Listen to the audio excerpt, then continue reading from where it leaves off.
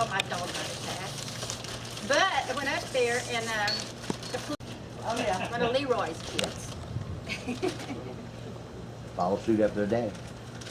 Yeah, Leroy was cop in Ramsey. Yeah, he wound up being captain. I don't know if he ever made chief of police or not. I left. Who, Leroy? Yeah. Really? He was, and then who was it that was married to the Roach girl? He used to have the Exxon station over here. I can't think of his name. Which one of the? From Ramsey. They were both cops. Well, here I am. Hi, there you are. Marcy. Come sit The up over oldest here. living Roman Catholic on this island. I was born here in 31. And I made my first communion in that church. I was confirmed in that church. And here I will show you my wedding pictures in that church. Wow. Nobody can beat that. This is very true. Well, come sit either by, sit over there by Johnny Moore. Well, I want to pass the pictures around. The pictures, for some reason, are not glued in. But They didn't have glue back then. Huh? They didn't have glue back Jerry, then. you better hush. Could very damn well be. They had bubble gum. There you go. That's brand new stuff. That's for the queen. I'm the queen. Thank you. Now let me tell you about this, the story, because it's a good story. I was getting ready to go to New Orleans for with my Aunt Kate, my cousin Anna. Well, we were to meet cousin Anna in New Orleans because that's where she lived, and we were going for Mardi Gras. And we had stopped at Aunt Kate's house to pick her up, and the phone rang, and Mommy insisted on going in to answer. I said, no, leave it be. And she said, no, it might be Dad about the car.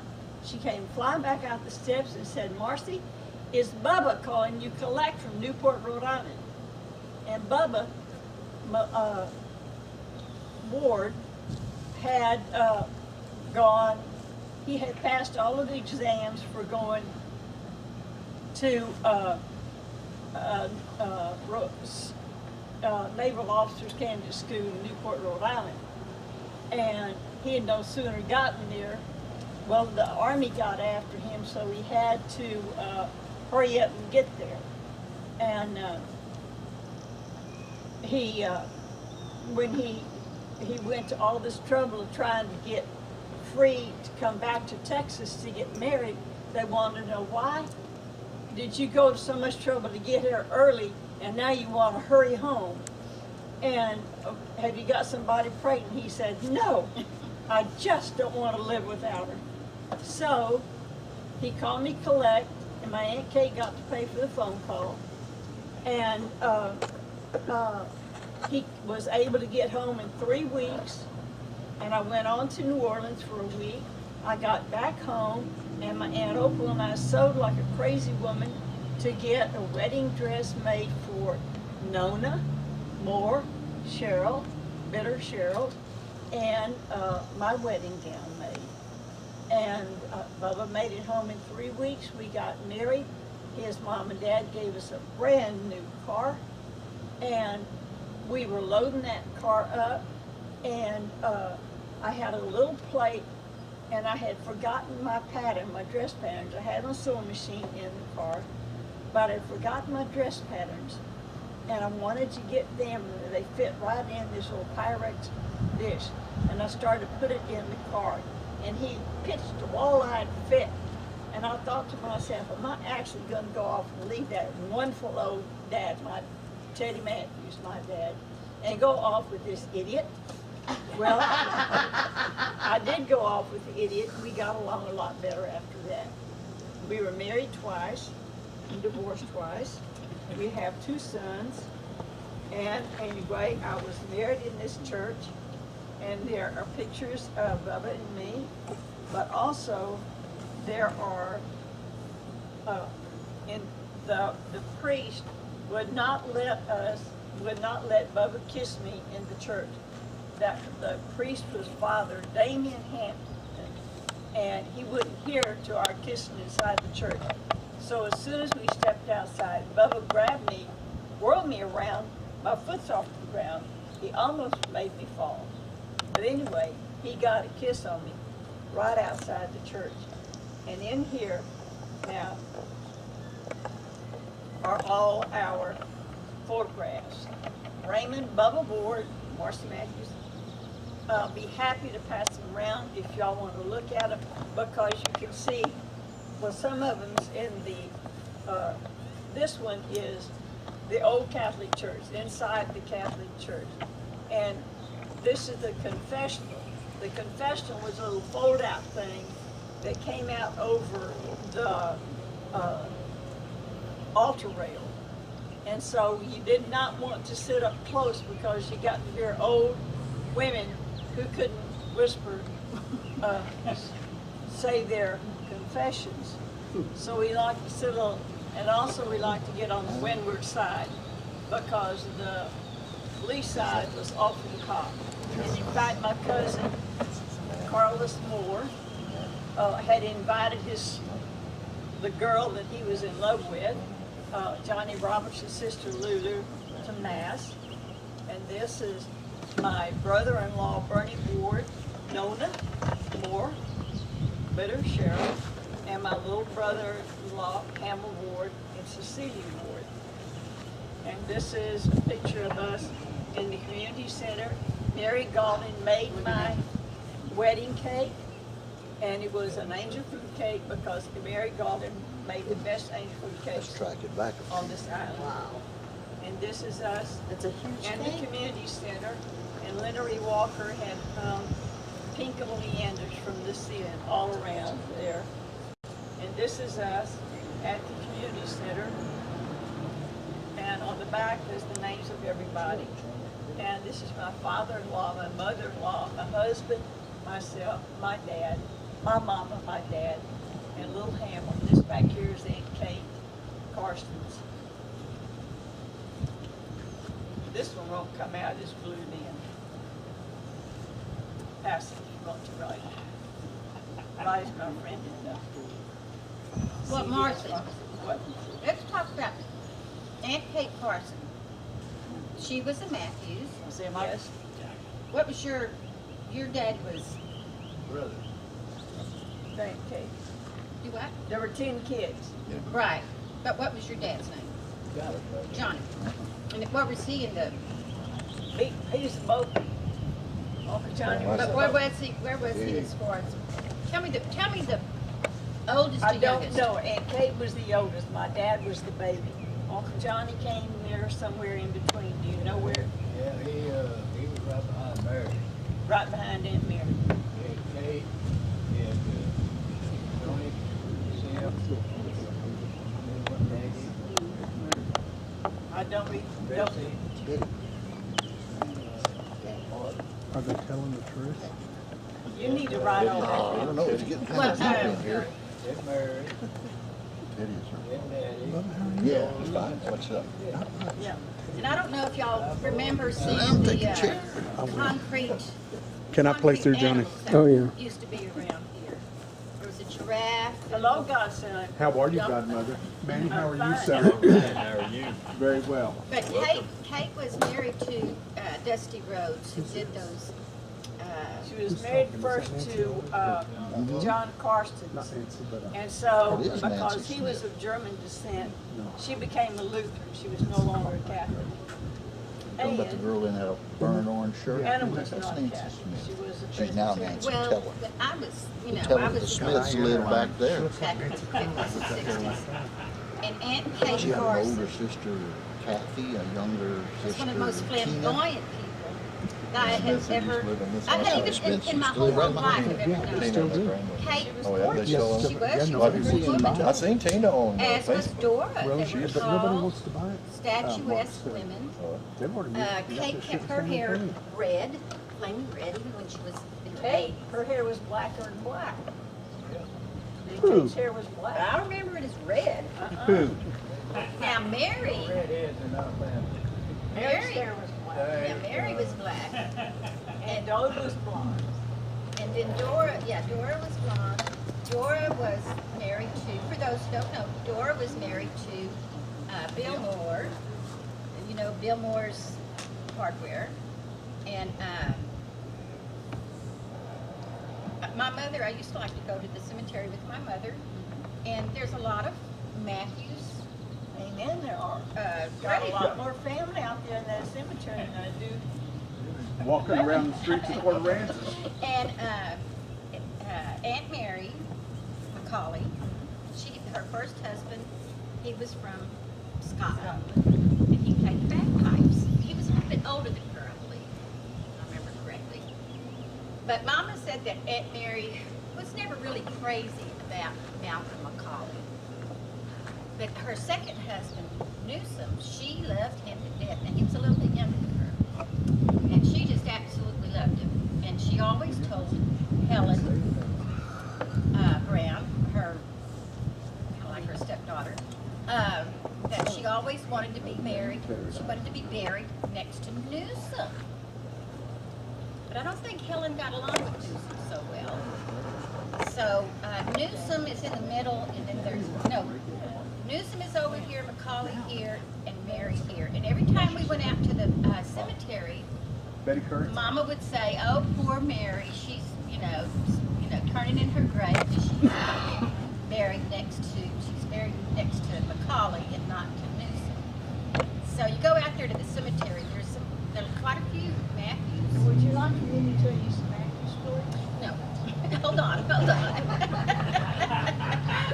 You're talking too much. I would like you to tell about Mathews, about the bar, about the boat. That's always interesting, and a lot of people don't know about the barge or the boat that was out there. All right. My grandfather, Tom Mathews, found out, well, he had 3 fishing boats. They were sailboats in Rockport. And it was recorded in the Rockport Pilot that he brought in the largest catch of fish ever recorded in Rockport history. So he was very successful as a fisherman. Then he learned about the jetties being built out there. And the jetties were being built by men from all over the world. They did not speak English. And though he did not read or write, he had traveled all over the world on ships so that he had command of 7 languages. So he felt real bad about those men not having a place to go have an alcoholic beverage because they were not welcome in the Dardanelles. They didn't speak any English. So he took one of his boats in Rockport and converted it into a floating saloon. And he brought it out here and anchored it in the cove so that those men who were building the jetty could either wade out there or swim out there or row out there and have an alcoholic beverage. He anchored it in the cove. He wasn't allowed to build on land. So then after he did that, he had other bars on the island. He even had a grocery store, but the grocery store wasn't successful because he it was cash and carry, and he ended up carrying too many people. So he went broke in that business. He did better as bartender. And then we have Johny Brundrett, who is filming this for us. And Johnny's people, his father was one of the first families here. Ansel came in, about 1919? And Godfrey and Alfred had a taxidermy shop. Yes, I know. I went there all the time with my dad. I would love to go in there. I did go. And Ansel Brundrett had a taxidermy shop. And so people would come into when you've been out deep sea fishing, they'd come into the cove and stop at Mathews. Mathews was the kind of the place for fishermen and whatnot. And My Uncle Sam had built Mathews on the waterfront. And it was big. He had started it out as the Silver King restaurant, but his son, Beanie, I don't know what Beanie's full name was, but they found his body underneath the dock, and he had fallen overboard, and though he could swim, he'd bumped his head or something. Anyway, they found him, he'd been eaten by crabs, and all the Sam just closed down Mathews' place. And it wasn't opened again until Barney Farley talked Officer Sam into let him open it up as Barney's place. So you may see old signs where they're hanging the tackle up as Barney's place. That was because Barney talked him into opening it. But then it became Mathews again. Well, because it was very successful, and Barney moved on down and had his place closer to the Coast Guard station, and Officer Sam opened Mathews, and then his sister Dora Daisy Moore ran it. And as people would come in with their boats, with their fish, they would, one of my jobs, and a lot of kids did this, is be down there and call Uncle Ansel, there's somebody here who wants their fish mounted. And Ansel would come down and measure the fish, and in the early days, and then he'd mount it. And he used the old mount with skin and the actual bill and stuff, and to paint those is a real art. And Johny is the only one that I know still living that can paint those old fish. But before there was refrigeration, we had the ice house, which is where the telephone company is now. And that was a place that people hung out at every day almost. But there was also the telephone company, which your dad was instrumental in getting that. Well, my dad, during World War II, took on the job of, something that we kept him from going into the military, and he ran the power plant, the big diesel engines in the power plant. So that's what he was doing there. And Dad used to take me to work with him, and we'd spend the night there at the ice house. And she was talking about Ansel Yeah. bringing in fish.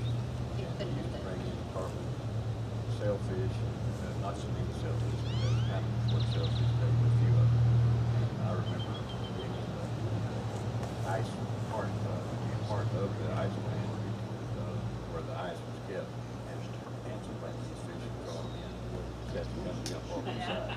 But he was a real artist. I don't know if any of the old mounts are still available, are they now? Mom's got one. Who does? Mom, Betty Curry here. Got a what? She's got a shellfish that she caught. Oh, yeah. Well, by the way, I want to say hello to everybody that I should know, but not recognize. And now you've Linda, got a I picture still of the love old you, Curry by the way. house. Yeah, right. Yeah. And Gibbs copied it for me. Yeah. Well, And Betty, I'm glad. Well, Betty, why don't you come on up here? Oh, no. Well, I'd like you to kind of tell about the fishing, because you were quite the fisherwoman. There's a carpet Her for the husband first was. rodeo, it's in the museum. You got me with that First first rodeo. I ever learned. I swear to God. probably, You wanna because know it what was was biting or 37 what and you Dad use, took ask Marcy President Curry, he'll tell Roosevelt. you. There are some Some pictures before that identify that person. I don't know where they are. But Betty, one of the things I wanted to tell you is that we're talking about the Mathews right now, and I just years later that the house that my dad grew up in was a Curry house. It pretty much moved from the spot where we have lived here in the office all these years. And it was bought by Grandpa and moved over to where John Martin grew up. And that's the house that Matthew grew up in. By the schoolhouse? Over there near the school.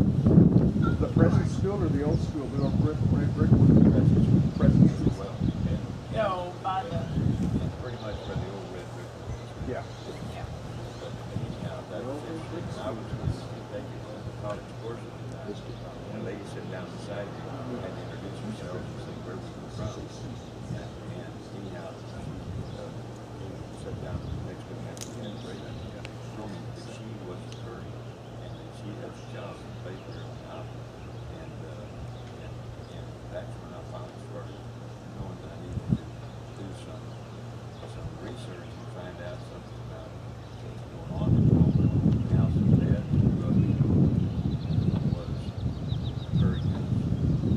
That house.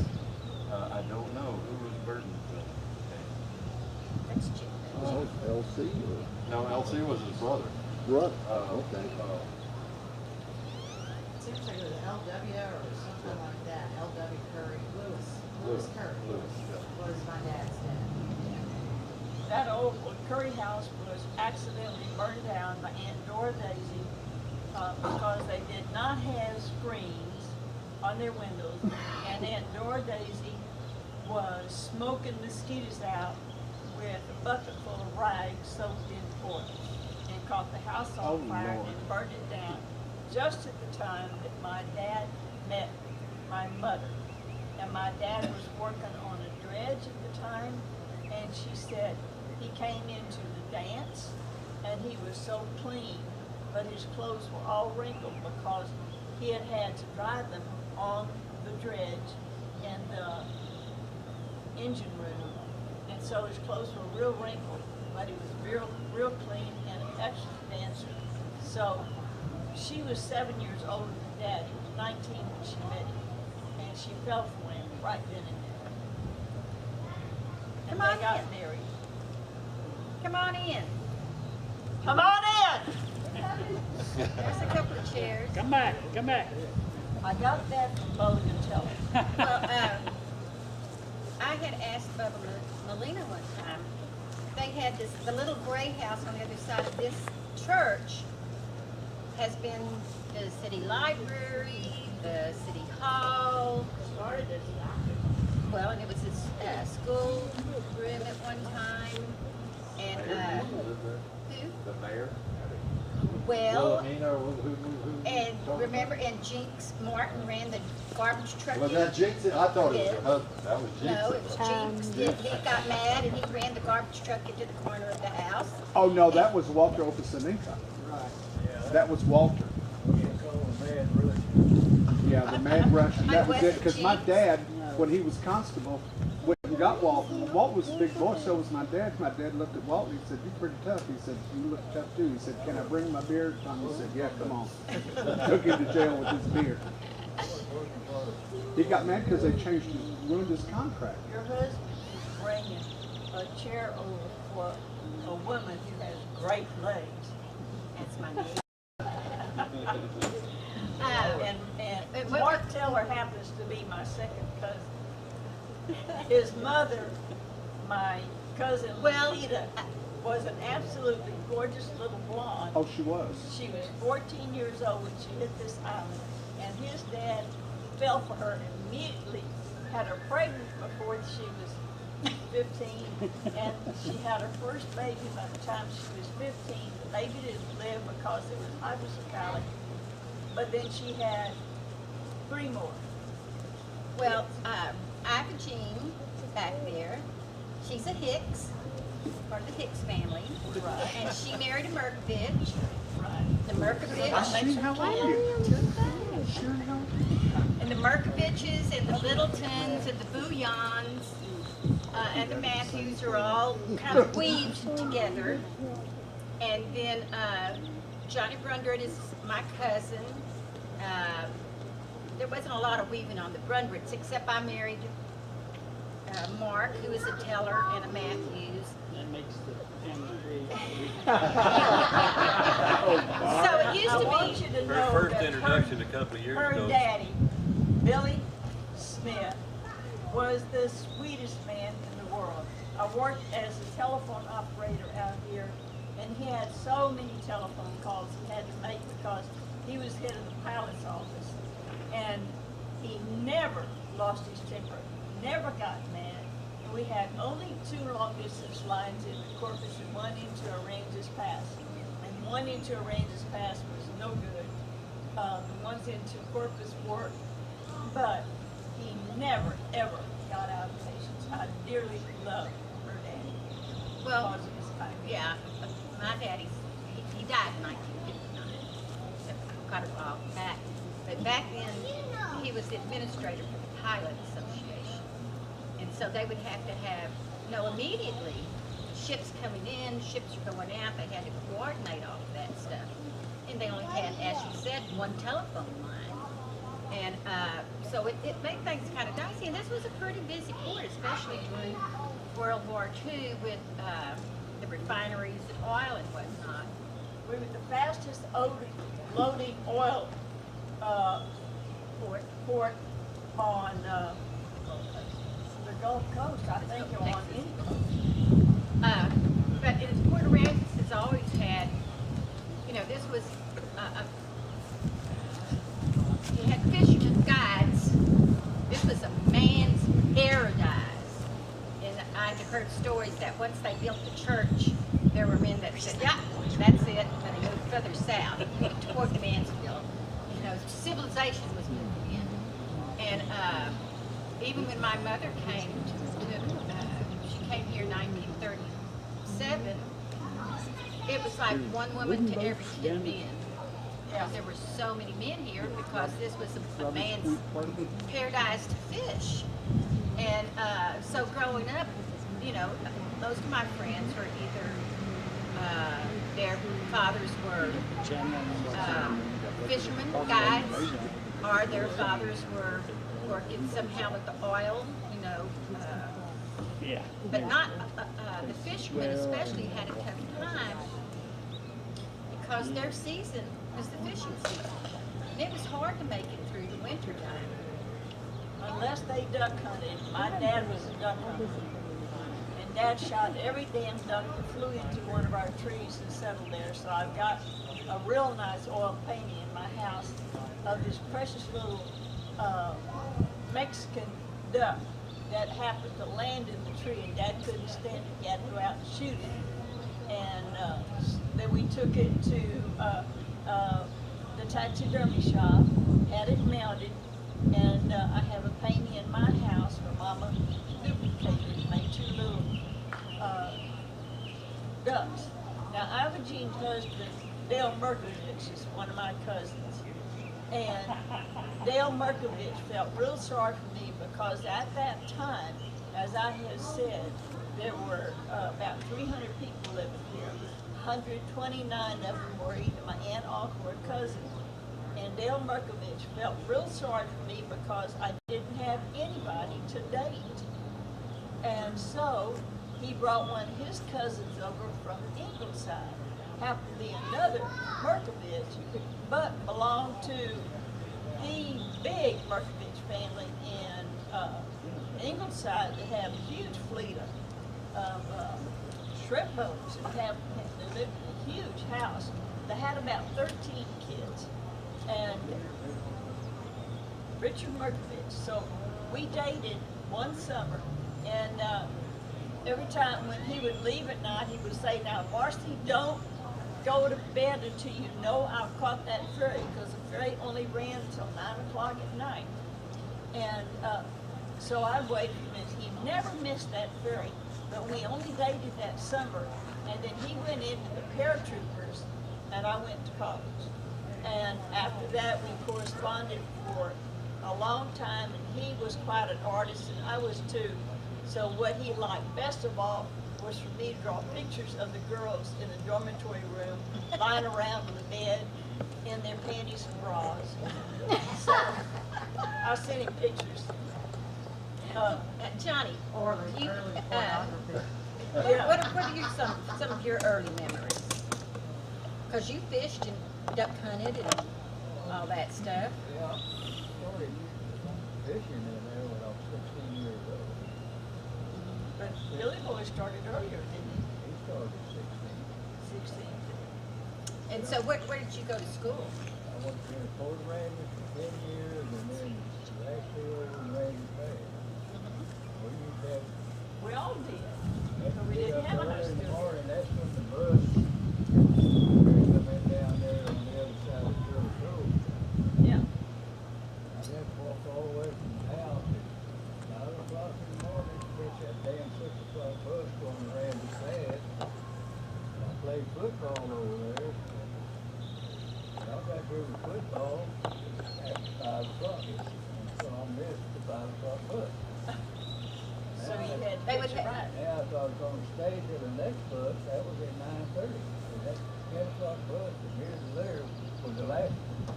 What kind of bus service was it? Was it school bus? It was Oh. owned by the Scrivener and Richmond company that owned the causeway, and they owned the ferry. So we took this bus. But Joyce Lister and I never waited on that bus. Joyce and I always hitchhiked. Well, there's no place hell in there when that ferry shut down. But they had a bus service here. They had a bus service between here and Aransas.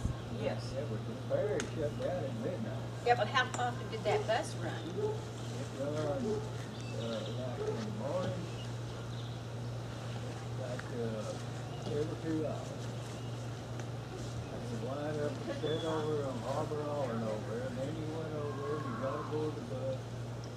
And the bus driver from Randall fast, sell you a ticket. Then back there, there's an old wooden bridge and causeway, and that was about a 30-minute drive. It was not if you rode with Joyce Lister. Because you were a chicken shit so-and-so if you couldn't make that in 7 minutes. That was a 7-mile causeway and we made it in 7 minutes. When I missed that 6 o'clock bus, there was another one for 9:30. Well, who was in your class? Can you name some other people in your? Well, there was Joe Tracy, He was in my class too. yeah, Don Roy, He was in my class too. Are y'all in the same class? No. me, Al Cole. Joyce Lister. Yeah, but Joe was just Older a year ahead of me. than a year old. Yeah. Because I'm a year older than Johnny White. I played football over there when I stayed from 6 o'clock to 9 o'clock, 9:30, where they had that bus station in there, and it's right down there where we got the Ford motorcycle. Yep. Well, they had it was sort of like you could buy fast food, you know, hamburgers and stuff like that in it, and they had a magazine around. Hell, I probably read every one of them goddamn magazines probably 100 times. My mother got tired of being waiting till 9:30 at night. Said, hell with it, I'm playing on the football team, this is good practice for me. So I take off across that causeway, and I'd run it. Oh, Lord. Well, I was trotting on the lake, on the bridge side, I was stopped. Get into a fast trot.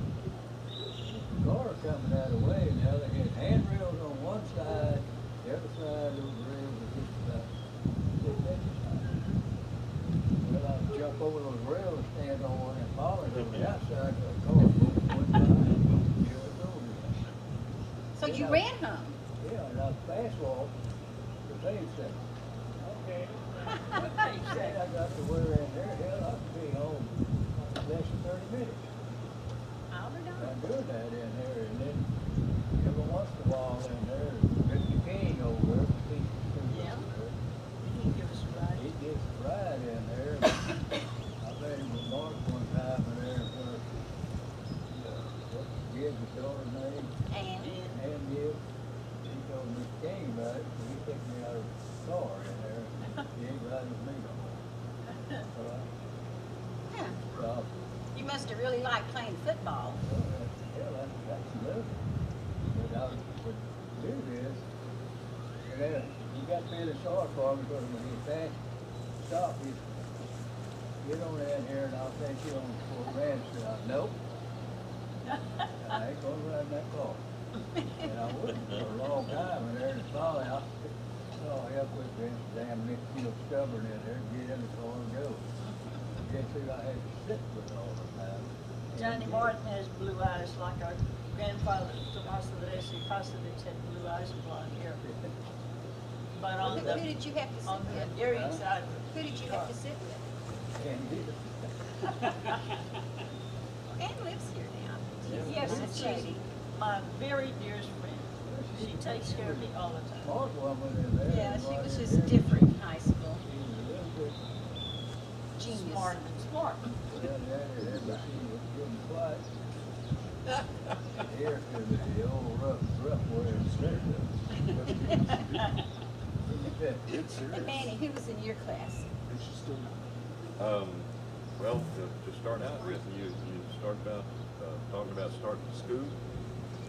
I started school because of me, Bill Love, Ronnie Rebel, Evan May Hutchins,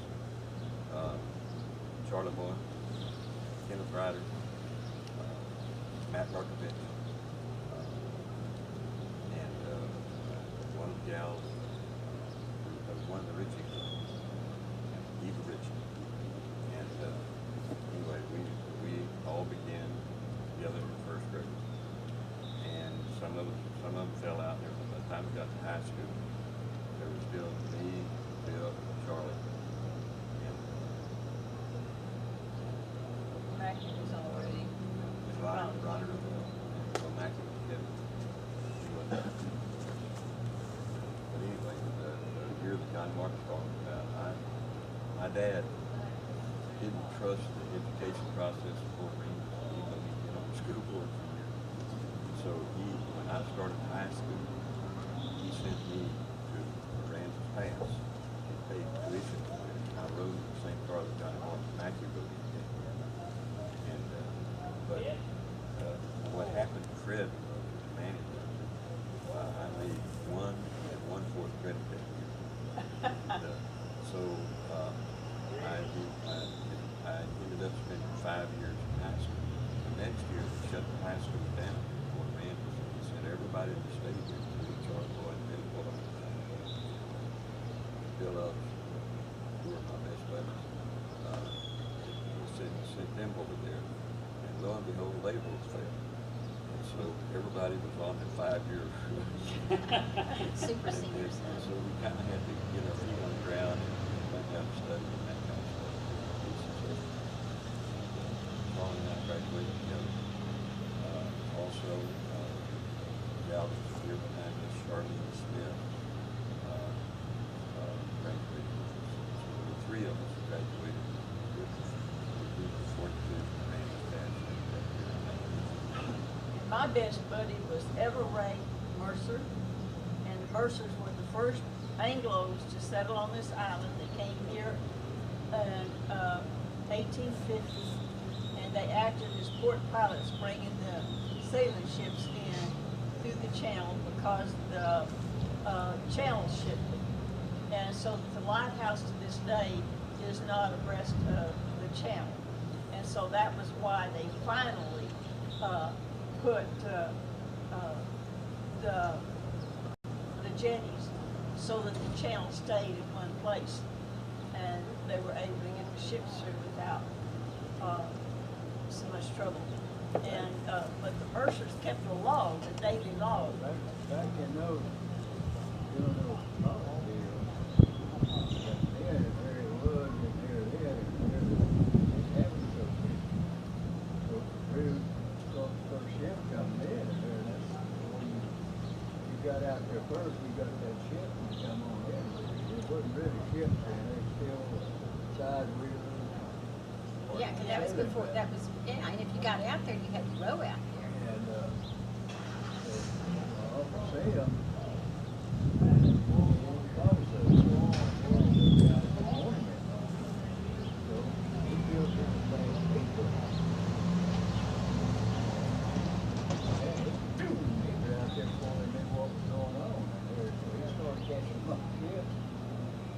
Really?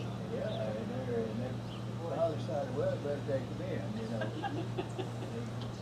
He when I first started Fall Association. Who was that told done me with? that Sam.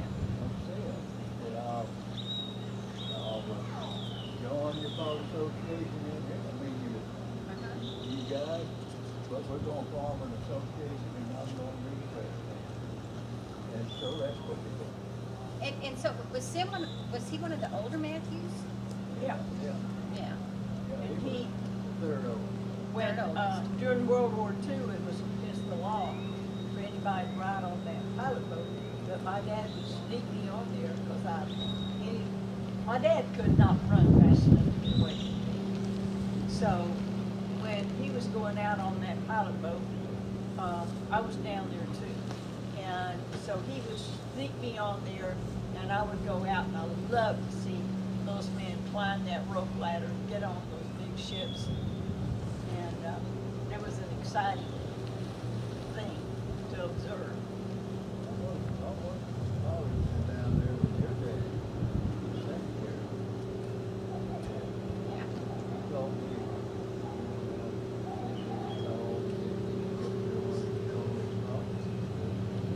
some of them college were very good, and some of them were awful damn. The way my dad had gotten that job was before telephones, I guess, or at least the telephone service wasn't very good. And he worked for Western Union, and they would send him from Corpus, Western Union, to the pilot house here to tell him a ship needed to come out or go out or whatever. And so the pilots just decided they'd hire him and have him be a dispatcher, and didn't do the books and whatnot. I guess he was a pretty smart guy. That Pretty he could smart do guy. that. He had a reputation. Real smart I guy. always remember it, there was one college, didn't have anything to listen. Yeah. Yes. He lived in Corpus Christi, and he could know German in there. Goddamn, he could put away that big. Yeah, there was But stories he was about one him. of the ones I could go out with. Oh, yeah, On but the he pilot was boat. a fine old gentleman. Well, One day down there, he come in there, and he'd always get to the college office at least an hour, 2 hours ahead of time, because he was gonna make him a beer going in there before he got in. this land where we are right now belongs to Mathews Bujanovic, Uncle Matt Bujan, and he dedicated it to the Catholic Church. I don't remember ever seeing it He showed up inside. in there, and it was during the daylight hours, and I seen him get out of his car, and I run to him, oh, it looks nice, you know, and oh, damn, here comes Mac, and he's trumpet and through the ground, and he's following his steps there. That's when he got real get up and follow him. So I come down there, and I help him up there, and said, Mac, you need to go to bed. There's some rest in there. Randy can hurt his brother. So Donnie's one of He the had them all around, and there was Smitty was there. Yes, it's a dirt. Bobby Donnie lives in San Francisco. Mac could get there. Yeah, he'd get Smitty down there, a beer junk with him. There's my friend Cliff Strange. Yes, it is. I thought it And was. Smitty in there, was Smitty, I'm gonna take him over here to put him back on the ship over here, so he'd go run down there and start up college room and get back. There's some Boom, good here they stories. go. So he would get on those pilot ships, Junk. Here I am, sitting Boy, over today. here. And the captain says, come in there. Where's the pilot boat at? Right over there in Harbor Island, you see them flying around out the side of that ship. Now, those two guys were both drunk. They tried to get him up that ladder in there, and I was watching with glasses. It probably, I had to call Mathews to get me one of them guys in on the boat, get me over there so I could get that damn pilot boat back before they get killed up there. They probably got him up on the deck. Then another time in there, he was the same way, he was the drunk old Max Lizard. I gotta go down, I'm just gonna give me about 10 minutes of sleep. And we went down there and I couldn't get him up. And I'm looking out here and here comes this ship. Well, trying back, you gotta get up, your ship's coming through here. Oh, it can't come in there, it's way off out there yet. No, it ain't. I said, hell, it's going right here by the post office, headed to Corpus. Oh, no, it can't do that. Well, he's doing it. Get back on there. We caught that damn ship about Ingleside. Did he get full pay for it? Did he get full pay for it? I don't know what it got, but Because didn't they get paid by the foot? yeah, they got paid in there. You got paid by the half draft and the quarter. You always, well, I mean, it was always up like this. You had that draft. And the foot. Now, towards the end, for the empty draft, start down. That's how you got paid so many dollars per foot. Well, did they come in loaded or did they go out? Most of them in there came in then, came in loaded. So you got the harbor all in there, then they come in empty and went out loaded. Well, when they came in loaded, what did they come in loaded with? Were they the tankers or the? I had read somewhere recently, like South Texas was responsible for 35% of the fuel the Allied troops. Yeah. That's a lot of 35%. There was a lot of oil coming in. Well, I know out there was a there. lot of attention paid to this port during World War II. This port here, fastest loading port in the world. Right. Had that distinction in there, and they could load one of those tankers at Harbor Island in less than 8 hours. Boom. It was gone again. There was a lot of traffic in there during the war. And they had Atlantic and Humboldt. Humboldt had 2 docks.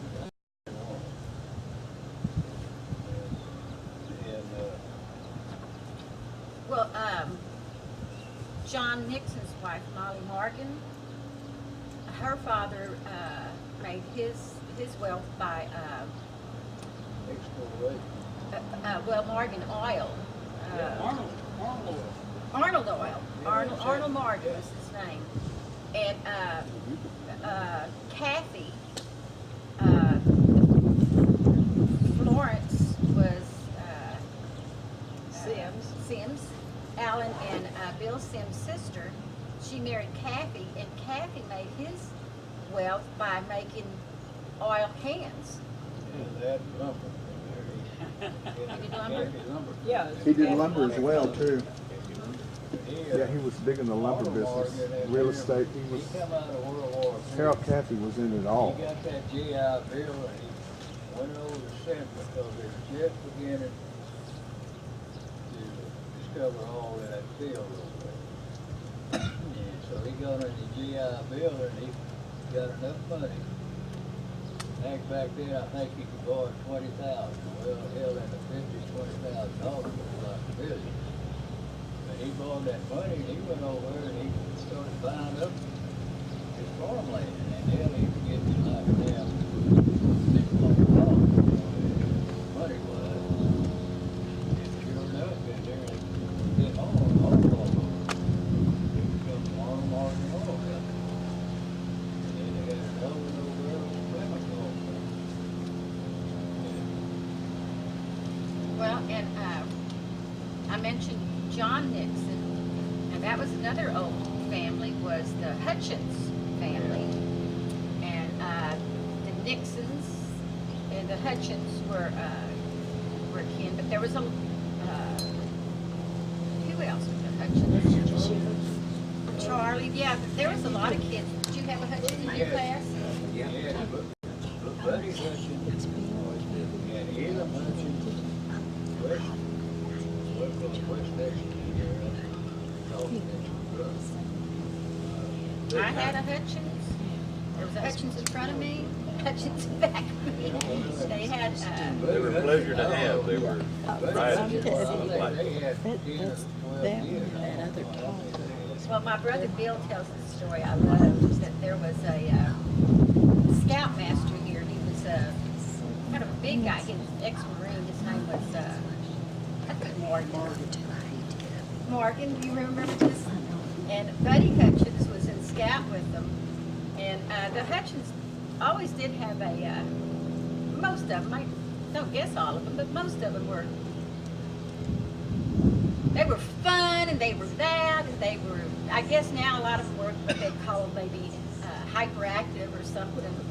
But Buddy was probably more than most. And he was in, they were in, this happened more than once, that Mr. Morgan would just get so frustrated with Buddy that he'd take him by the collar, open that door to the, and throw him out. And you couldn't do that today. But, No, you couldn't do that. but, and then Buddy would just, dust himself off and come back in. Hi, Jean. Aren't you two girls hot back there sitting Yes, inside? but we're gonna have to go, so we didn't wanna move and disturb you twice. We're just gonna do it once. Well, I'm gonna get, up here in a little bit, I'm gonna get Michael Fisher. No, you don't, because there's some secrets that shouldn't even see the light We're of not day. telling secrets. If we were gonna tell And we all know secrets, what secrets those are, and I'm gonna Tell them tell. secrets. I already know 'em. well, we It's like haven't an old told- house. we haven't Secrets told shouldn't any see of the light of day. secrets here. We're leaving a lot of stuff out of these stories. Like I'll just, one thing is that Aunt Janie, Bouillon, Lister, and Aunt Kate Bouillon Merkovich, and we were talking about, I guess, pre-World War II. They were young girls. There were no men here. And so they would go down to the ships and, meet the guys. I mean, you didn't have much else to do. And even after World War II, where'd you meet your spouses? At A&I. Where'd you meet yours? Hockey talk. Did you really? Stop She it. wasn't from here. No, she was in apartments. Yeah. But you were talking about the Hutchins. Yeah. She was with Bull Ginner and Buddy Hutchins and another girl that Buddy had a date with. She had a date with Bull Ginner. And I was coming in She off- knew something good when she saw it. Well, she had a glass in front of her and a white rat that was wet. And, A what? A white rat. Okay. And they had been someplace out of town and bought their girlfriend white rats, and they took her to the honky tonk. And this rat had jumped in Roxana's glass. She pulled her out, and then I walked in. I thought, boy, what? Go for me. And I was off the bulldozer and full of grease, and she didn't think much of me. And I thought, well, she's pretty cute, but I don't know about her. And so about 3 months later, we had our first date, and I offered her a drink, and she said, "Oh no, I don't drink," because I thought you had vodka. My rat drinks. And I thought that she was doing stuff. So anyway, that's how I met her. And the house I met her in, or the building I met her in, is now over here on Station Street. And every time I go by it, I move it. It used to be called the Sportsman's Club downtown. Now, I have to tell you a story about Cliff Strain. Cliff Strain came to Port Aransas with my son, Matt Ward, because they were both students at St. Mary's in San Antonio. And Cliff never lived at the house, but he always had an animal for me to take care of. And one of them was a big old black dog called Astro. And Cliff did all of his washing and ironing in my house. I mean, not ironing, washing and drying in my house. So one day I saw that, Astro had already dug up all my roses in my backyard. And this day I saw that Astro had, his big hole was full of little white underwear. And I could tell they were Cliff's because he had the tiniest butt of any boy hanging out in my house. So I knew, and I started to get them out of there. I thought, well, Cliff's going to be coming along here any minute. So I stood at the kitchen sink, and here came Cliff in a few minutes. And I heard him say, "Astro, not my clean clothes." So I had to get them all out of there and wash them again and hurry up and catch his boat that he was on. And then he brought me a ferret, and that ferret was something else, because if I had him in the house, he went to every potted plant in the house and dug it up and threw the dirt on the tops of picture frames. But I love taking him to the beach, but on a leash, because everybody wanted to know what in the world that was that I had on the beach. So I got a lot of attention with that ferret. I was going to grade school here at Port Aransas. It was written over where my school at, in Fort Kennedy. Right? We had a old pot-bellied stove in one corner of each room. Right. Now, when winter would come along in there and you'd have your glasses, it'd be so damn cold in there. The petition would get up there by the stove and we'd all gather around the stove and we'd try to keep warm. Well, one of the principals we had up there then, we didn't have superintendents, we had principal. Was, Mr. King? no, Stewart's? don't get this there. He had an ugly one old wife in there. Herndon? Not her, it's after her. Stewart? Owens. Was it Owens? Owen. That was his name, Owen. Yeah. He had some names of mallard duck. There's a big pond between our Because house. my dad gave him those. Well, between mallard our ducks. house and the school was a big old freshwater pond. And these ducks would fly over there and they'd get in that pond and they'd feed around and whatnot. My mother was washing clothes on the back porch of our house and you could just see top of Bill Moore's house over because there was a big huge sand dune between them. Yeah. We were sitting on the porch in there and I looked up in there and I seen Uncle Bill come out of his garage. He had a shotgun. He seen these ducks fly into there. So he sneaks on that damn prairie all behind there, all the way up to that pond, and he shoots these ducks. But when I seen him in there, I kept on. I better call that door and tell him, Bill Moore just shot the Preston ducks. So she come door with me. He come in. Look at him in there. There's the fattest things I've ever seen in my life. And they were mallards, which Yeah, were yeah. not very popular at this time. Not very good. So he made Bill take those ducks and go over to the breastplate. Owen said, well, heck, he said, duck under it. Yeah, he said, you take half of them, I'll take half of them. And the other part of those, the other story of history about those ducks was they were given to Dad by Jim Farley, right over here, a couple of blocks away. And then Dad kept them in my mama's chicken yard till she got rid of her chickens, and then he gave them to the school teacher. And so that was, they had quite a history. Yeah. Goodbye, everybody. We enjoyed it. Bye. See y'all next See time. y'all later. Come again. Okay. Well, Michael left. I just want to talk about how, Mark, his grandmother was an Olson. Her younger brother was Henry Olson.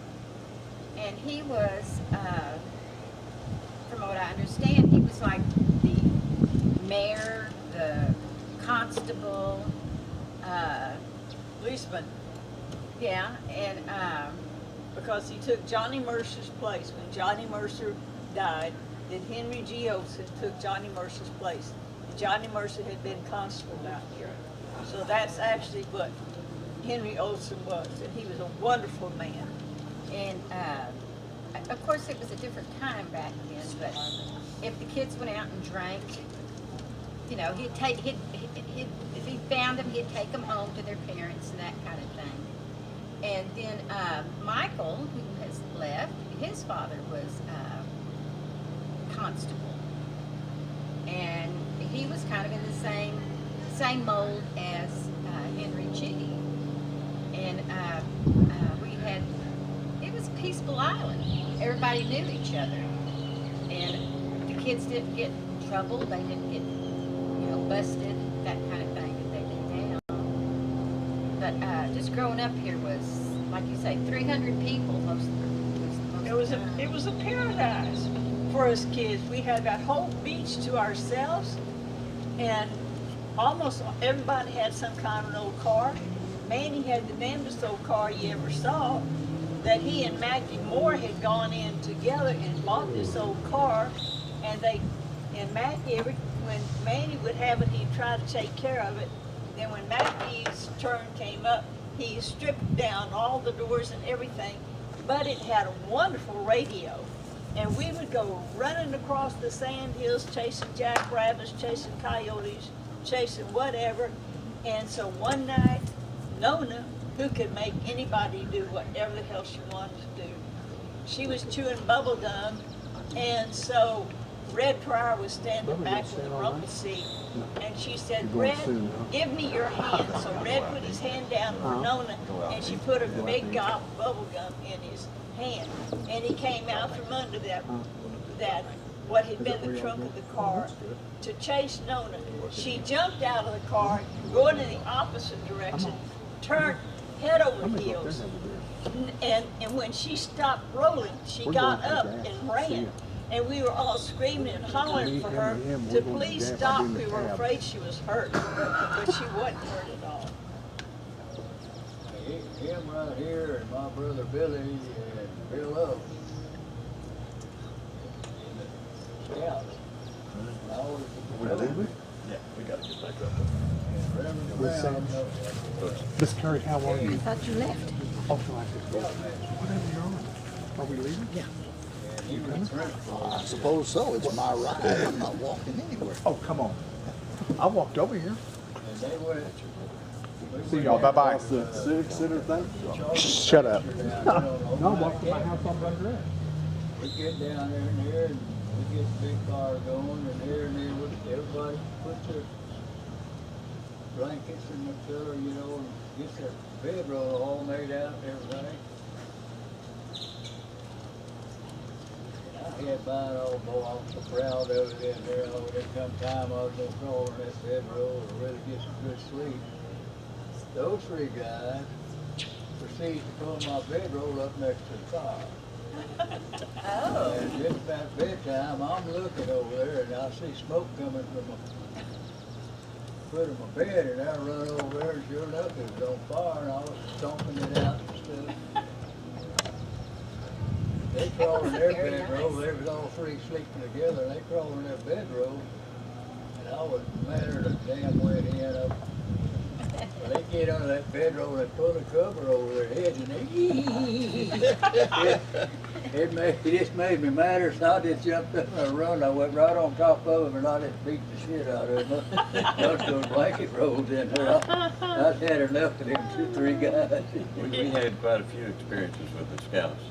And remember, we were around at Charlie's pasture, and Carlos Moore was our scoutmaster at the time.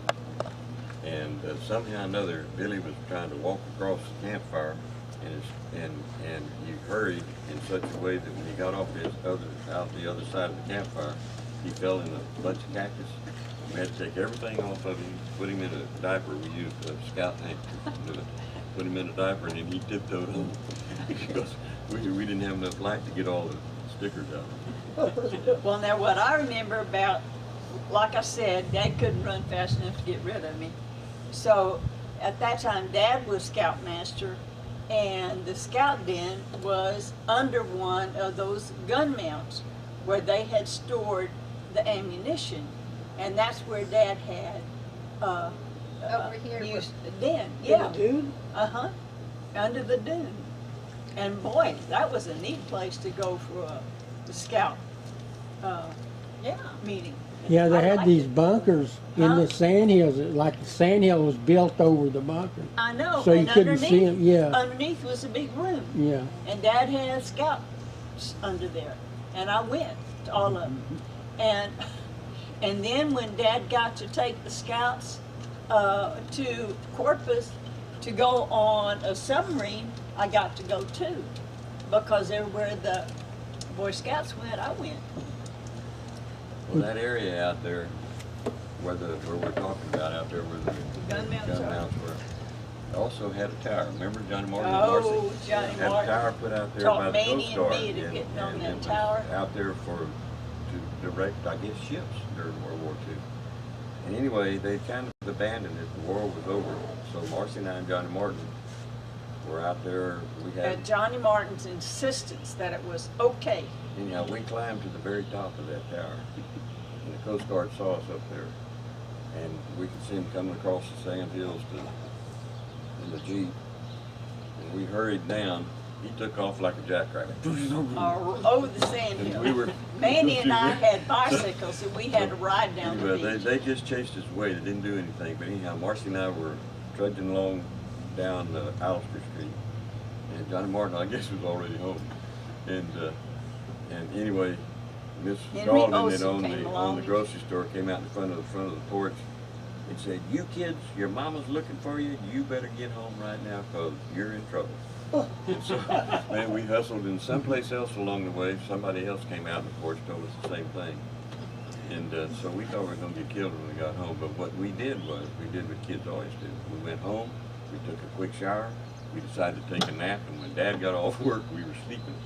Kind of. But does anybody remember seeing any guns on those gun Oh, mounts? yes. I My remember going impression off was they never finished them and didn't. No, Johnny, they had huge guns up there.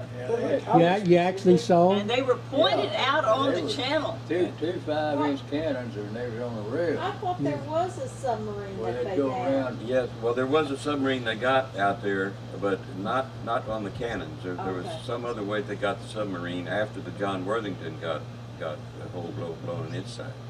But you're talking about whether or not they're, yes, definitely. You remember they Yeah. used to Well, shoot them, and they would tell when you they get that. ready to practice and fire those guns, Yeah, they would come around everybody's house and tell you, get your goods, get your good dishes off the china counter, stuff put them in off the floor, off the walls or whatever, and put them on the floor. pull your windows down, so because boy, when they went off, everything would Oh, go down. man. And our dad was air raid warden, and he had to get on a bicycle, and the bicycle he rode was Gail Borden Munsel's bicycle. And he had a white hat he put on, and he had to go around to make sure that everyone's blackout curtains were closed, and we all had blackout curtains, you remember that? And so that no light could shine. And every so often they would blow the whistle, and Dad would have to get out and tour the island on his bicycle to make sure that no lights There were were shining. several wardens. I don't remember who all were. He just Well, was one of them. My dad was too old for World War II, but he got a job with the Corps of Engineers, and they sent him up to Fort Econo.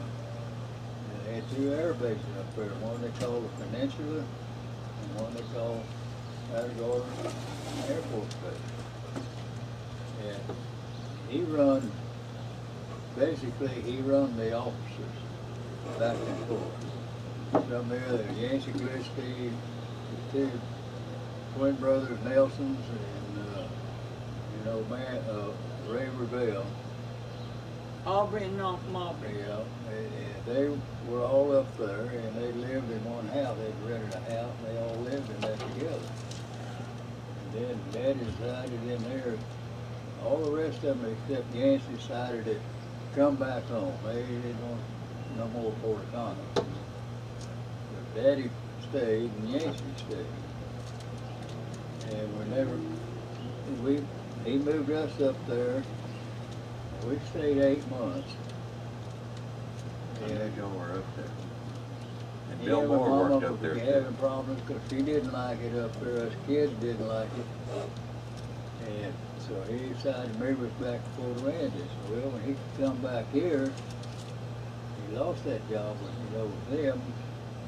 And then he become an air raid warden for a while. And Fort Econo in there, I hated that place with a perfect passion. They had an old 4-room high school, school just like we did.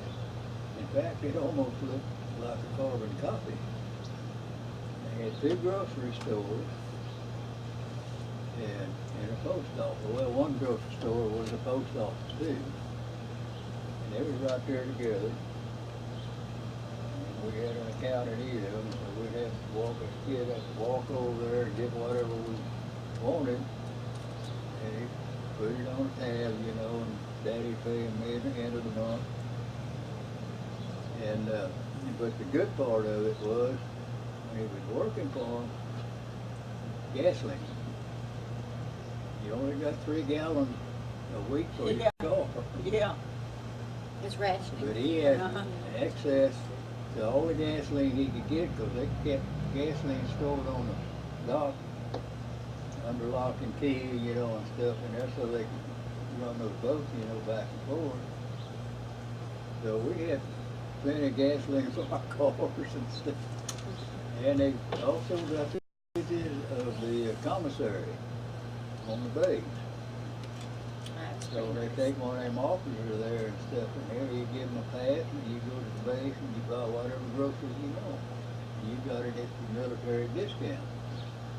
So consequently in there, we had good food on the table all the time. Well, when you got back here, then that was a horse of a different color. Yeah, well, unless you were up there where they had those fish come out, Dad, you know, worked in the ice plant, and the Coast Guard and the Army and everything, they would store meats in there. And so, and he took me to work with him one night, and he said, "Son, we're gonna have some bacon tonight." I said, "Okay." Sure enough, we got some of the United States bacon, and he put it on a skillet on top of one of the big old engines there that got hot, you know, and everything. Yeah. And he said, "Now we got to do this and that and everything else before we can eat." And so we were going around there doing the things that he wanted me to do and that he had to do, smelling that bacon. And when we got through, the bacon was just a crisp. And I said, "Well, we can get some more." He said, "No. They won't miss this much, but they'll miss more than that." So Screwdriver and a little crowbar, that's all you had to have. You could pry that door open just enough in there that you could get arm's length in there. And the thing that was a killer about it was that about every 6 months, the Coast Guard or the Navy would back up, and they would take all of that meat, throw it in the back into the Jeep, and take it to the dump and set it on fire. And so it got you know, discarded anyway. So stealing a little made you feel better than didn't feel like a thief. You felt like a rescuer. The Army was stationed down there where the tennis court is now. Yeah. The Dryers used to live over there, but the Army confiscated their home and stuff, so they had to move up here on Murphy Street. Yeah. Well, when the Army got ready to leave, after the war was over, they took all those utensils, all of that eating material, pots and pans and stuff, and all that food, and they had stacks and stacks of that C rations, K rations, and all this stuff. And they let the Hollander know, people pull the ranges, we're going to put it down here at the dump, but we're not going to burn it. We're going to put it down there. And they let them know exactly when they was going to put this stuff down. So that's where Bull Randis around one. Another The whole thing, town wound up down there. another Boy, thing, they you were remember loading they up used to on have the that target stuff. practice over the island? Huh? They had these big silk chutes out that flew behind the Thor planes. Oh, and yeah. the fighters took. And anyway, when they got through with their target practice, they would fly over towards out there, more or less where the airport is right now, and they would drop those big silk chutes. And I tell you what, man, they had to hustle to beat the ladies out there. Because Every one of us had dresses made out of those yeah. shoots. And they'd dye them pink and red and green and try to hide them. And then, But for those that are maybe too young, during the World War II, you had rations, and there just wasn't a whole lot of stuff, period. I remember, I guess my brother Bill again said, you know, that one time they got in a load of bananas down here at Sam's, and word got out, and so there was a big line, and he got there late, so they didn't get any bananas, and he was crying, and I think it was, It's only about 4 or 5. huh? It was only about 4 or 5. Yeah, and I think it was Ada Teller who gave him a couple of bananas because she felt sorry for him. But you know, it was tough. It was Well, tough you here. It had was to- tough had- here any time because goods didn't come over here very much. you had to be kind of ingenious and inventive. Another thing that went on, and I was guilty of, the ladies at the Presbyterian Church every week would throw a dance for the Army guys Yeah, who were well, here. they did.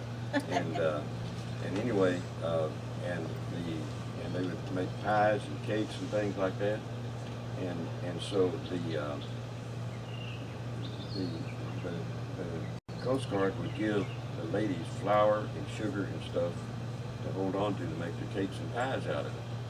And anyway, my aunt Opal had a big sack of sugar in her kitchen that she was saving to every weekend make pies with. And Marcy and I'd go by there every day after school, and I'd get me some sugar, and she had robbed a wine bottle that Aunt Opal had sitting on the counter. So I started early on my wine.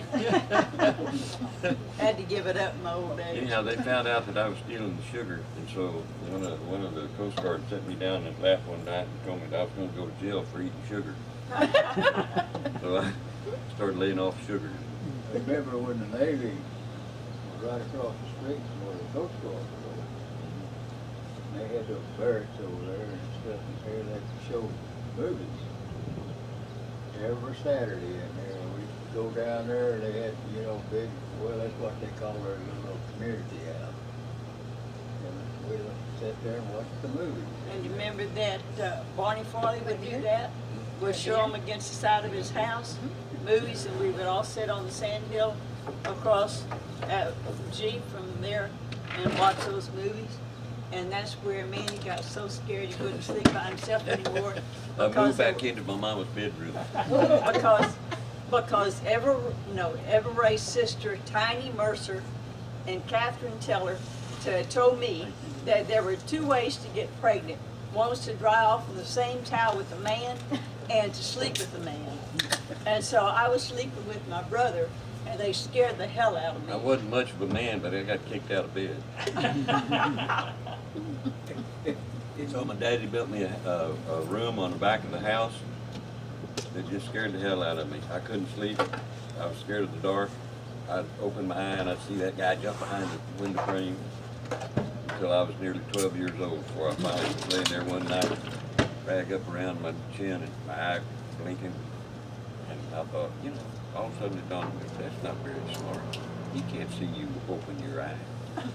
So I got over it at that point. But then her friend that she brought over from high school knew that I was a scaredy cat. When I started in high school, Johny Kaufman, she knew that I had been scared of the dark. So the first thing she says to me in front of all of my friends and brand new friends I was making in Range's bathroom, are you still scared of the dark? Well, we had, all those cedar trees around our house. We had 50 cedar trees. And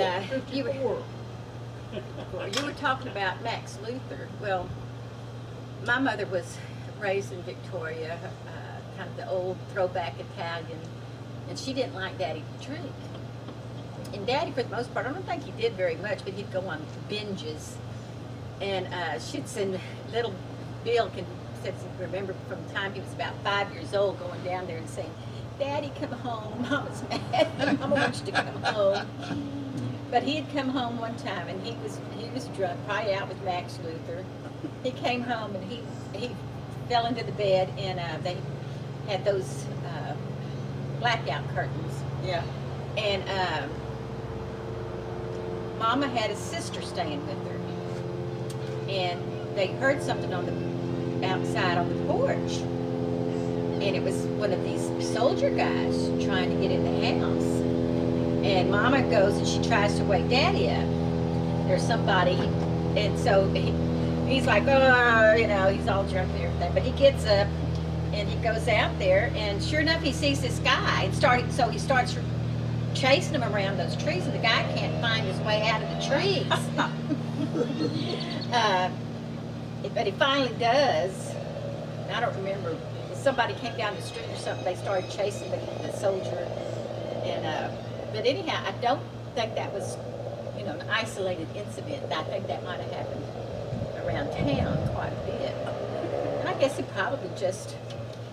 were just lonely. It seems to me like it probably did happen. We were just kind of paranoid from it. Gail Holman, a little bitty guy in there, and he was fast as all get out in there. But he was a beer drinker, and he'd get drunk in there every night. He married this gal from up north up there. What was her name? Elaine, yeah. She was a rip-snorting Yankee. Yeah. She married him, and I'll call it a catalog wedding in there, you see a picture and you start riding to them, and that's where they met and got married. But he used to work for the water department. He knew where every damn gas line was ever put Yes, he here in did. Port Ranch till the day he died. Yes, he did. He just put up his memory, and well, there's a whole line right here, and there's a shut-off right there, and I guarantee you, it would be where he pointed. But he also, when he'd get drunk in the afternoon, he'd forget where he was at, and most of the time he'd forget where his road home was, where he lived. And one night in her house, and nobody locked their houses in. And I had a cot in the hallway of our house. My two brothers in there had the back bedroom. Mom and Daddy had the other bedroom, and that was it. Well, I hear a clunk, clunk, clunk coming through the front door in here, and I don't pay no attention to it. And next thing I wake up, and it's Gail Holman sleeping in the bed with me. Yeah. Well, my daddy hears this stuff in there, and he decided to go in there and investigate. He thought maybe I fell out of bed or something. He goes in there and he sees Gail Holman laying in the bed with me, and he just snored away. He was out of it. He said, "Oh hell, leave him there." In there, he said, "If I walk him home, I'll have to walk him all the way to his house, because he wouldn't have had no idea where he's at." Gail was quite a character. Oh, He, yeah. go ahead. That's the way he was in there. He just wound up somebody's house, and he just walked into a bed, you know. He just. I have pictures of him on this little thing that, He and I had the same boss. When the first time I had a job where I got a paycheck was working at the Seagull Cottages for Aunt Oprah. Boone Walker owned cottages. So Boone Walker was my boss. And Boone Walker was his boss at that time too, because he ran the power company. And Gail worked there for power and water work. Anyhow, so I was talking to Gail, and Gail said, I was getting ready to go to work for Boone Walker the second summer. And so Gail says to me, what did they give you for working for them? I said, 35 cents an hour. He said, really? He said, this is your second summer? I said, yeah. He said, man, I wouldn't work for less than 40 cents an hour. And so I hit Boone Walker up to 40 cents an hour. And Boone says, who's been talking to you? I said, Gail. He said, I'm going to talk to Gail. I said, I'll give you 40 cents an hour, but I'm going to talk to Gail too. So I don't know what the conversation was like. I got my 40 cents an hour. and I worked as a telephone operator for 35 cents an hour. Well, Daddy got me a job down there in the summertime in there. He talked to Boone Walker and all. Said, yeah, bring him on down. What did he pay you? We'll find him 35 cents. I was doing big time, wasn't it? Yeah, Got 40 and cents. I worked under John McDonald. Yeah. And he would work there until they closed the plant down, and then CP&L bought it. And then he turned around and went to work for CP&L and retired. I've often wondered if they didn't give him credit, like, you know, the Army will give you credit for, or you get credit for being in the Army or something like that sometimes. Who's that? Is that Gail? Yeah, I wonder if CP&L didn't give Donald McDonald some credit. I don't know about then in there.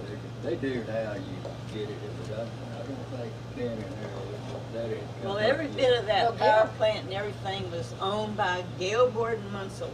And then he passed away, and so his wife, Billy Munsell McNamara, owned all that. And Boone ran it for her. And Aunt Opal worked as telephone operator, and then Aunt Opal, Her sister, wasn't it? yes, and Aunt Opal was the bookkeeper for all of that, and did all of the billing and everything for them. Ray y'all Charlie notice was one of the operators. Grandma Littleton was another one of the Well, sure, operators. yeah.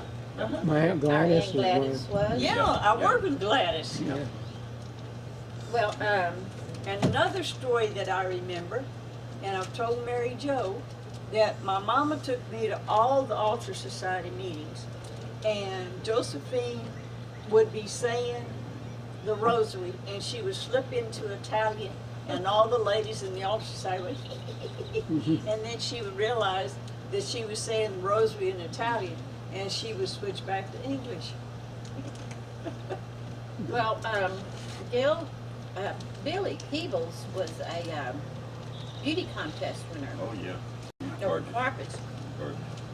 Really pretty girl. And she was a little younger than Gil Borden Munsell, which was of the Borden family. They probably sent him down here because he was kind of a drunk. He fit in real well here. But he bought 600 acres, huh? Give me another beer. But he bought 600 acres along the coastline and around town and stuff. And back then there was nothing, 600 acres probably cost him a penny an acre or something. And he married Billy. Well, they went out together for like 7 or 6 8 years. Yeah, they lived together. And then they got married, and a year after they got married, he died. Well, It's- actually, she came here to have her wedding. Lenry was helping her get her trousseau ready for their wedding trip to Europe. And he died. He was on his sailing boat in not Coronado. Anyway, on the West Coast. But When he died with pneumonia And on his yacht. Lenery was Billy Peebles' sister, and she was good looking too. And she married Boone Walker, who was working for Munsell, because Munsell had started the telephone company, the Ice House. He had some money, I guess, to back getting utilities for this young town, as it were. But he died, and it left Billy as one of the, this wealthy, beautiful young widow. And remember, I said this was a town for men, and so she was. She lived in San Antonio and would drive down here in a little sports car. The reason I know all this is because her house here on Port Aransas was right next door to our house. And she was one of the sweetest women that ever lived. And she was so kind and good to me. And then she married McNamara, Tom McNamara. And they had Tommy, and it was a beautiful little boy. And I was 10 years old when Tommy was born. And I would hurry home from school every day to go in there to help, quote, Miss Billy take care of Tommy. And he was such a beautiful little boy. And McNamara was an attorney from San Antonio. Well, McNamara took that, Munsell had already started developing somewhat the 600 Well, acres. actually, what Tom McNamara did was he did a real good job of managing all of the inheritance that Billy Munsell McNamara had gotten from Gil. It developed, it became what is now Aransas Holding Company, which is a good part of the island is still Aransas Holding Company Subdivision C. My house. Huh? My house is on Rancis Holding Uh-huh. Lots. And he would sell lots at a real reasonable rate on like contract for deeds. You put maybe $100 down, pay $10 a month. He moved it. He moved it. He made some moved money it. out of yeah. Of course, if they didn't pay, he took it back, but he sold it again. But that's how a lot of people came to live here, is because he developed that land and really kind of made the community, developed the community really, because people could afford to All buy. around that area out there that we used to call Lover's Lane was part of that property you're talking about. There's a house, and I don't know what the name of the street is. It comes just past the Presbyterian Church, and you take a left, and then you go down until it comes to the sand hills, and it kind of winds around one. That house, that he built that first house on that hill, and then he sold that. McNamara did? McNamara, Yeah. And on the left. Did he sell that to Terrence? Because the Terrence house is out No. This was before you get to the Terrace House. there. Oh, yeah.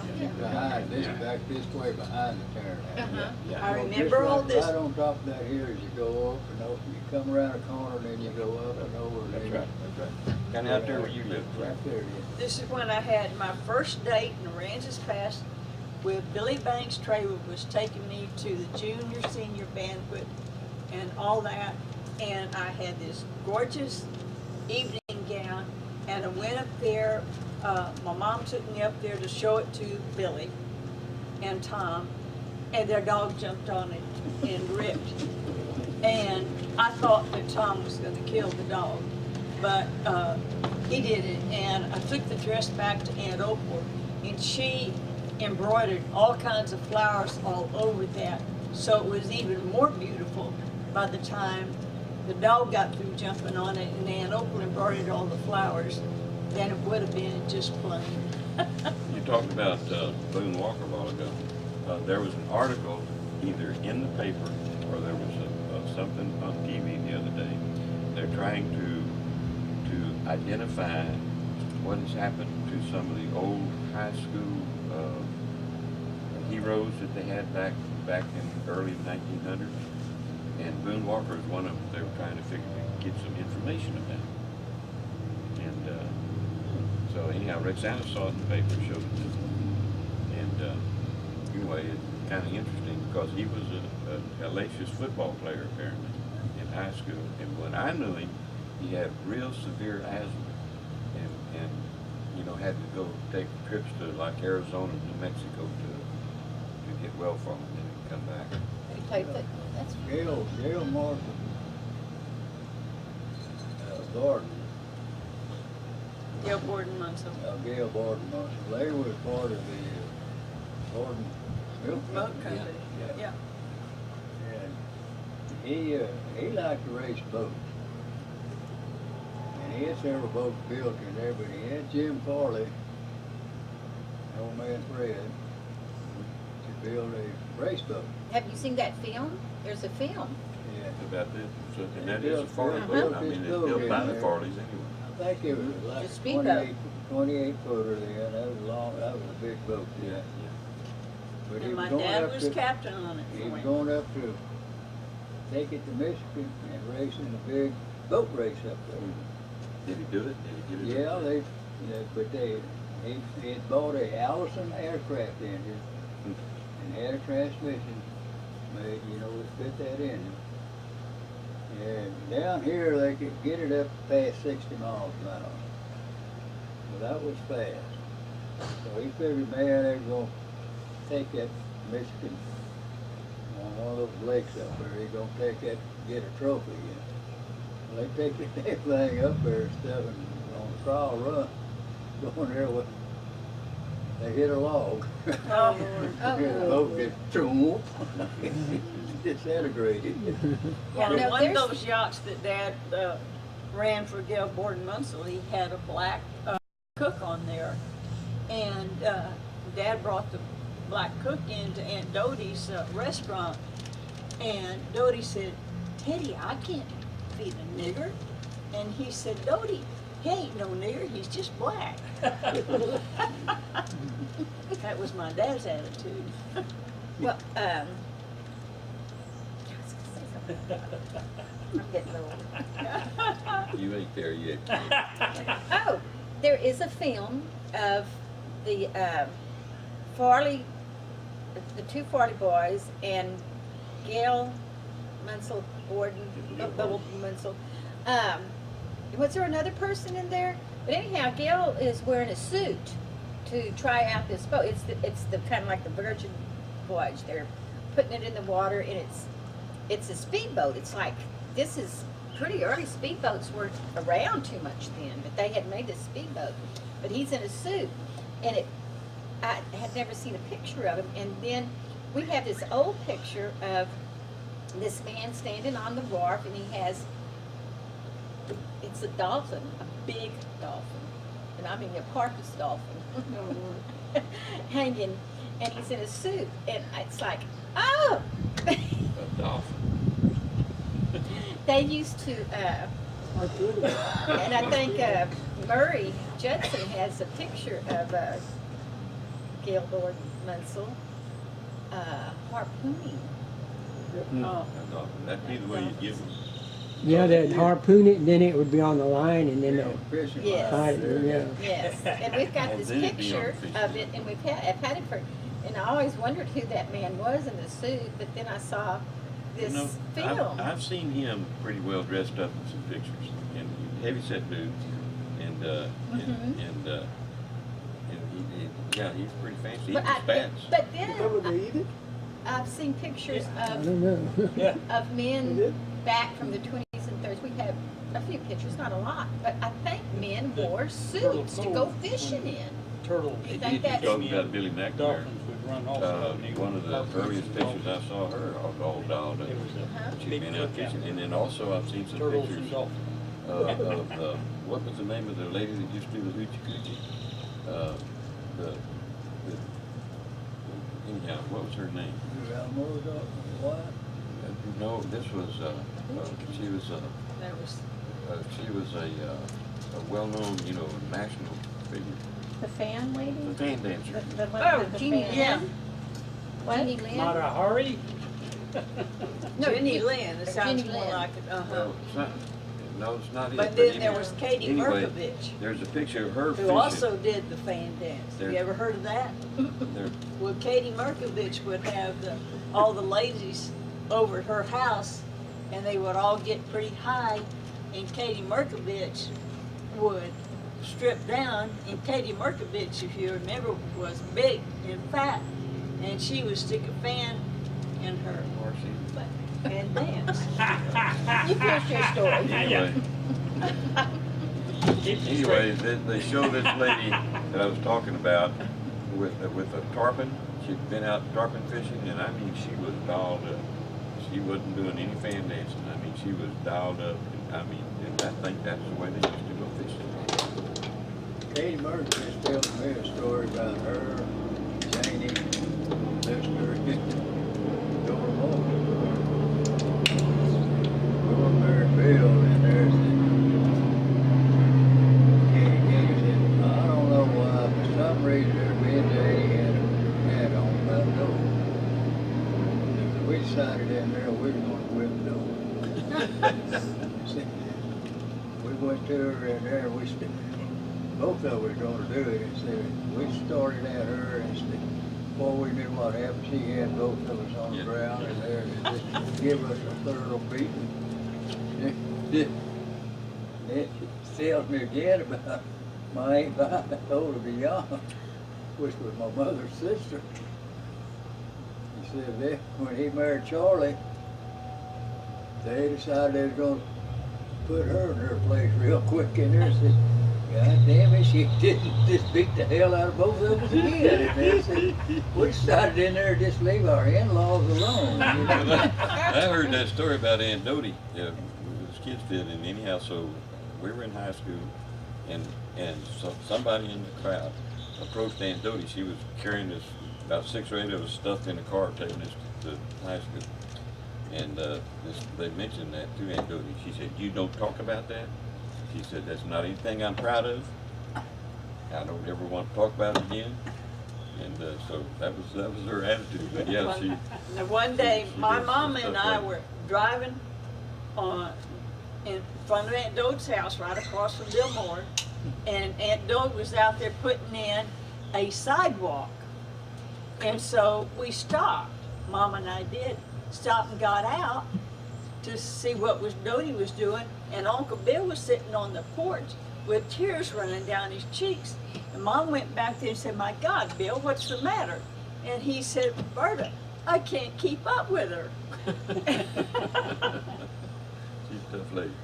Well, I had heard that, because we live next door to Janie, is that Janie and Dora, and I don't know who it was, they were in love with the same guy. I don't know who that was, but they fought over him, and it caused them to caused hard feelings the rest of their lives.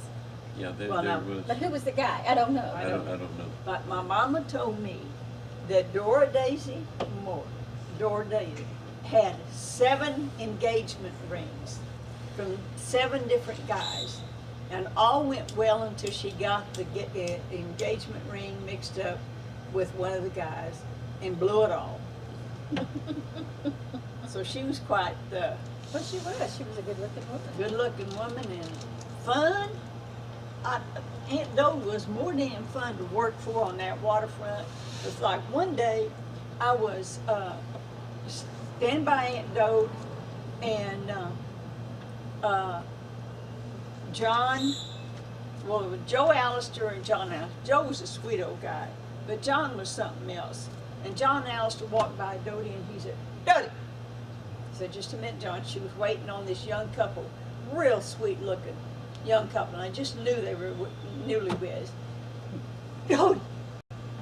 And just a minute, John. The third time he hit her, he was staggering her against, he was hitting her hard enough. She said, "Okay, John, what is it?" He said, "Can you throw your ass over your shoulder and shit down your back?" And she said, "No, John, I can't." He says, "Huh," walked out the door. That was John Allister. That was John Allister. That's who our streets are named after. We was fishing on the log company in there out of Harbor Island over there. John was on this party with us in there. And they get all they usually have about a dozen boats in there, They had to take the boats at random, on the lineup. And John Allister was fishing it for us this one day, and he got in about 2 o'clock that afternoon.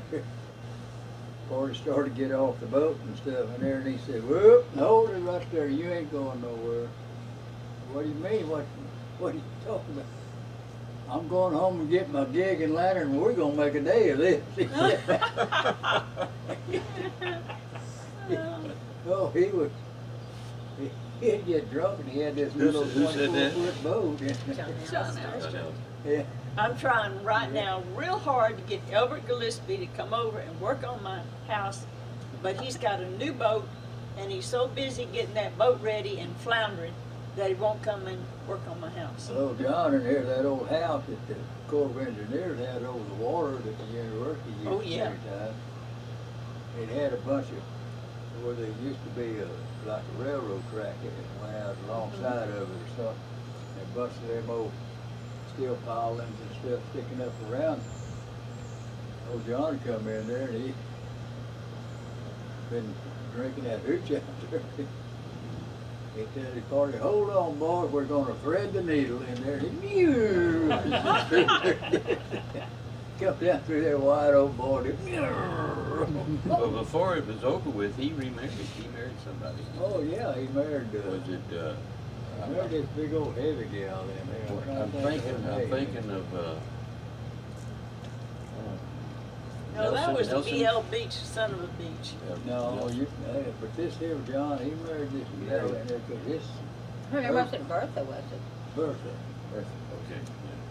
Yeah, Bertha in there. They lived in there. He pretty much settled. They're right there, over across here. the street. Yeah, right there in that yellow house. And right Joe there. stayed there with him, didn't he? Yeah, the son did. In there. Who died first, Joe or John?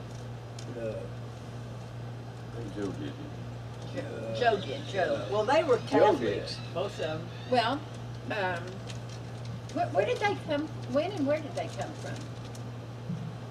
I don't know. Well, the old The Allister Allisters? family was, I don't know. I know, one of the old Mhm. families from here. Yeah, And he went out to West Texas, and that big oil field they discovered out there. I think it was around Midland, Odessa. Who did, John or Joe? John. And he become a driller out there. He walked at He was what they call a wildcat driller. And they made a big bunch of money in there, and then they come back in here. And then Joe went to work for Jim Farley in there, boat world. Yeah, he did. Joe was a good, He was a painter and Yeah. the guy that puttied up he was a good old guy. yeah, Joe was. Well, because this over here is called Joe Allister subdivision. This is the Mateo Bouillon, that's the Joe That's Allister Mateo block. Bouillon. Yeah, but and Joe was a good guy. my Real daddy, sweet old man. my daddy tells me, he said, Joe was a little bitty guy. Yeah. He wasn't even tall as I was lad. John was about 6'2", 6'3", and there, tall old raw bones, skinny guy. But he was tougher than a bunch of nails in there. And he said what he said when he got ready to say it to anybody. He didn't care who you were. But He was scared to death of Joe. Joe and there was pretty many place in there. Well, what time? He can have one more here. One more here? Yeah, one more here. Okay. By that time, I'll fall off the chair. Do you know anything about Over there. Captain Club? See that? Yes? Captain Club House? No, I Don't don't know where it. it was. I know Papa used to say it was the oldest house on the island. Which one? Captain Captain Club, Club. Commons Those Club. in the Mercer He- logs, they were always talking about Captain Club Yeah, and he and going became over there. Yeah, he became a pilot also. Yeah, and they would have big all-night dance parties and stuff with Captain Club. And anyway, Barney Farley was living in, but the people that had that land got rid of it, so Tittle guy, it's on his house and it's attached to another house. And it's still there. Is that over here? It's It's behind some boat barns on Oleander. Oh,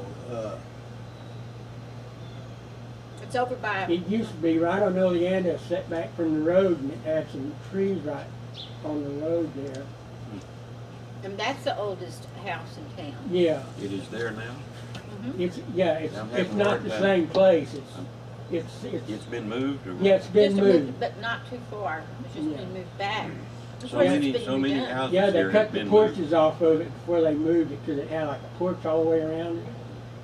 Well, apparently they just used to move houses a lot. I don't know when that one was moved, but it's like that house that I was talking, you know, that Curry house I was telling about.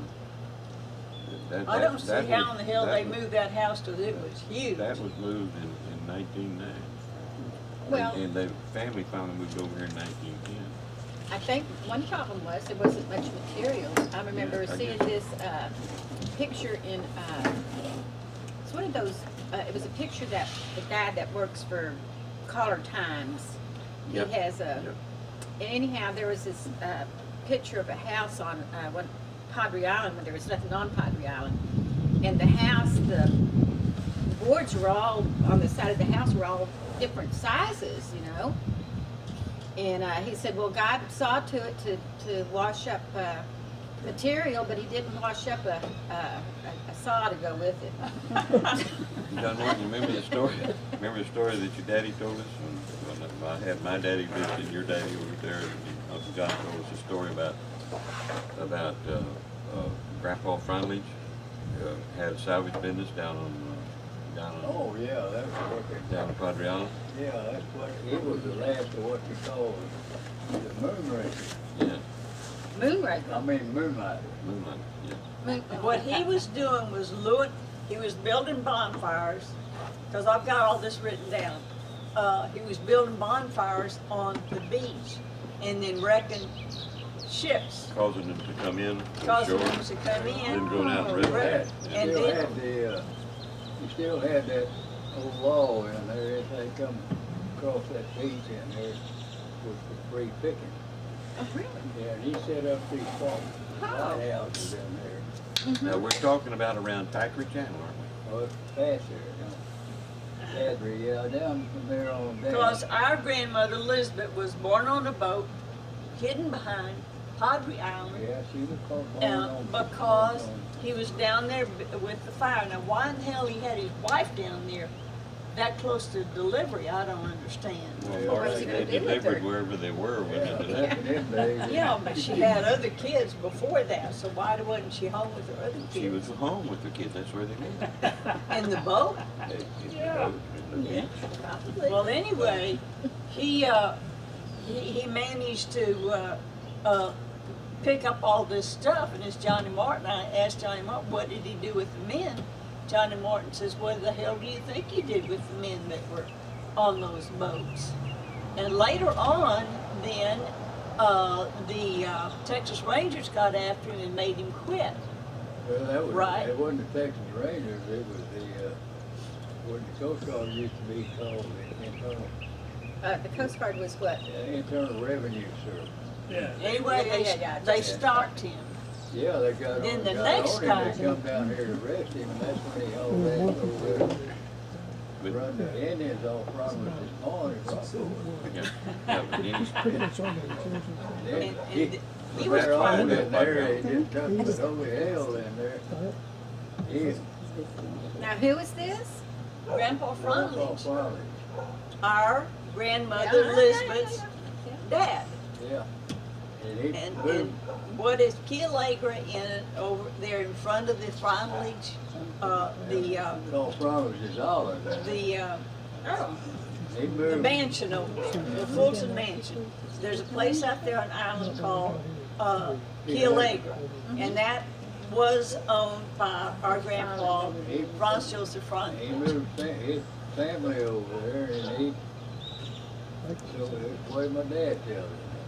Well, when did he come to this country? Do you know that? He was, oh, I don't know, but yeah, all his kids were going down there Mathews. But when did he come? No, they They were not, Johnny Martin. Well, first of all, it was Franz Joseph. Anyway, he fought for Napoleon Bonaparte, and then he married a woman named Rodrigo, and they ended up in Mexico, and his son married somebody in Mexico, and then his wife and 3 children were murdered by Indians in Mexico, so he left there and ended up on Frontledge Island. And I've got all this written down on a big poster at my house because Joe Frontledge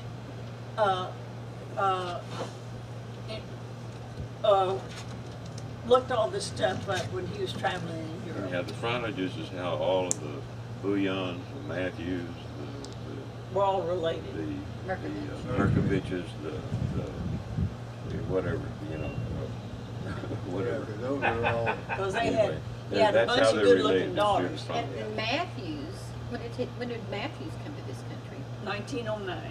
To this country? Oh, I don't This know country about became- that, because he lived in Rockport for a while and had 10 kids in Rockport. Well, that's usually counts a while. Yeah. And Grandma had, every 2 years she had a kid. And my dad was the last of them. And the first one was Aunt Kate. And Aunt Kate had one child, Anna. And Aunt Kate was pregnant with her one and only child at the same time. Grandma Mathews was pregnant with my dad. So my dad was an uncle before he was born, because Anna was born just before him.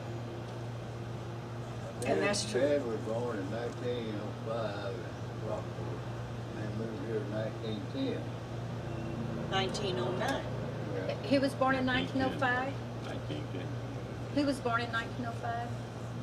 Yeah. Your dad? And then Dodie was born after that, and Dad was born after that. Yeah. Mary Jo. What? Come up here. Yeah, Mary Jo, come on. Come on, come on. You're the, this is We just want you family, to this talk is about, your family. and it's Johnny, Just family. and Johnny, you Claire, do here. you know Johnny? Yeah, I know when he was. Who's Johnny? Claire. This Claire. Johnny. Yeah, that's what I'm talking Johnny, about. this is my daughter Claire. Do y'all know each other? No, I don't think so. Hi. This is Johnny Brundrett. Johnny That's what you Brundrett. told me, yeah. My oldest brother. He And and this Mary is Jo sister are. I can tell, yeah. Mary Jo said, Okay, Mary Jo, I would, because it sounds like there's almost some kind of timeline here that crosses. Your dad was born in 1900 and came here in 1919. Yeah, but No. he came here in 1902. But Okay. guess what I just found out? Ben's dad's been doing this genealogy stuff, and we wondered when Aunt Sarah Ann first came over here, and we know that. Okay, who's Sarah Ann? She's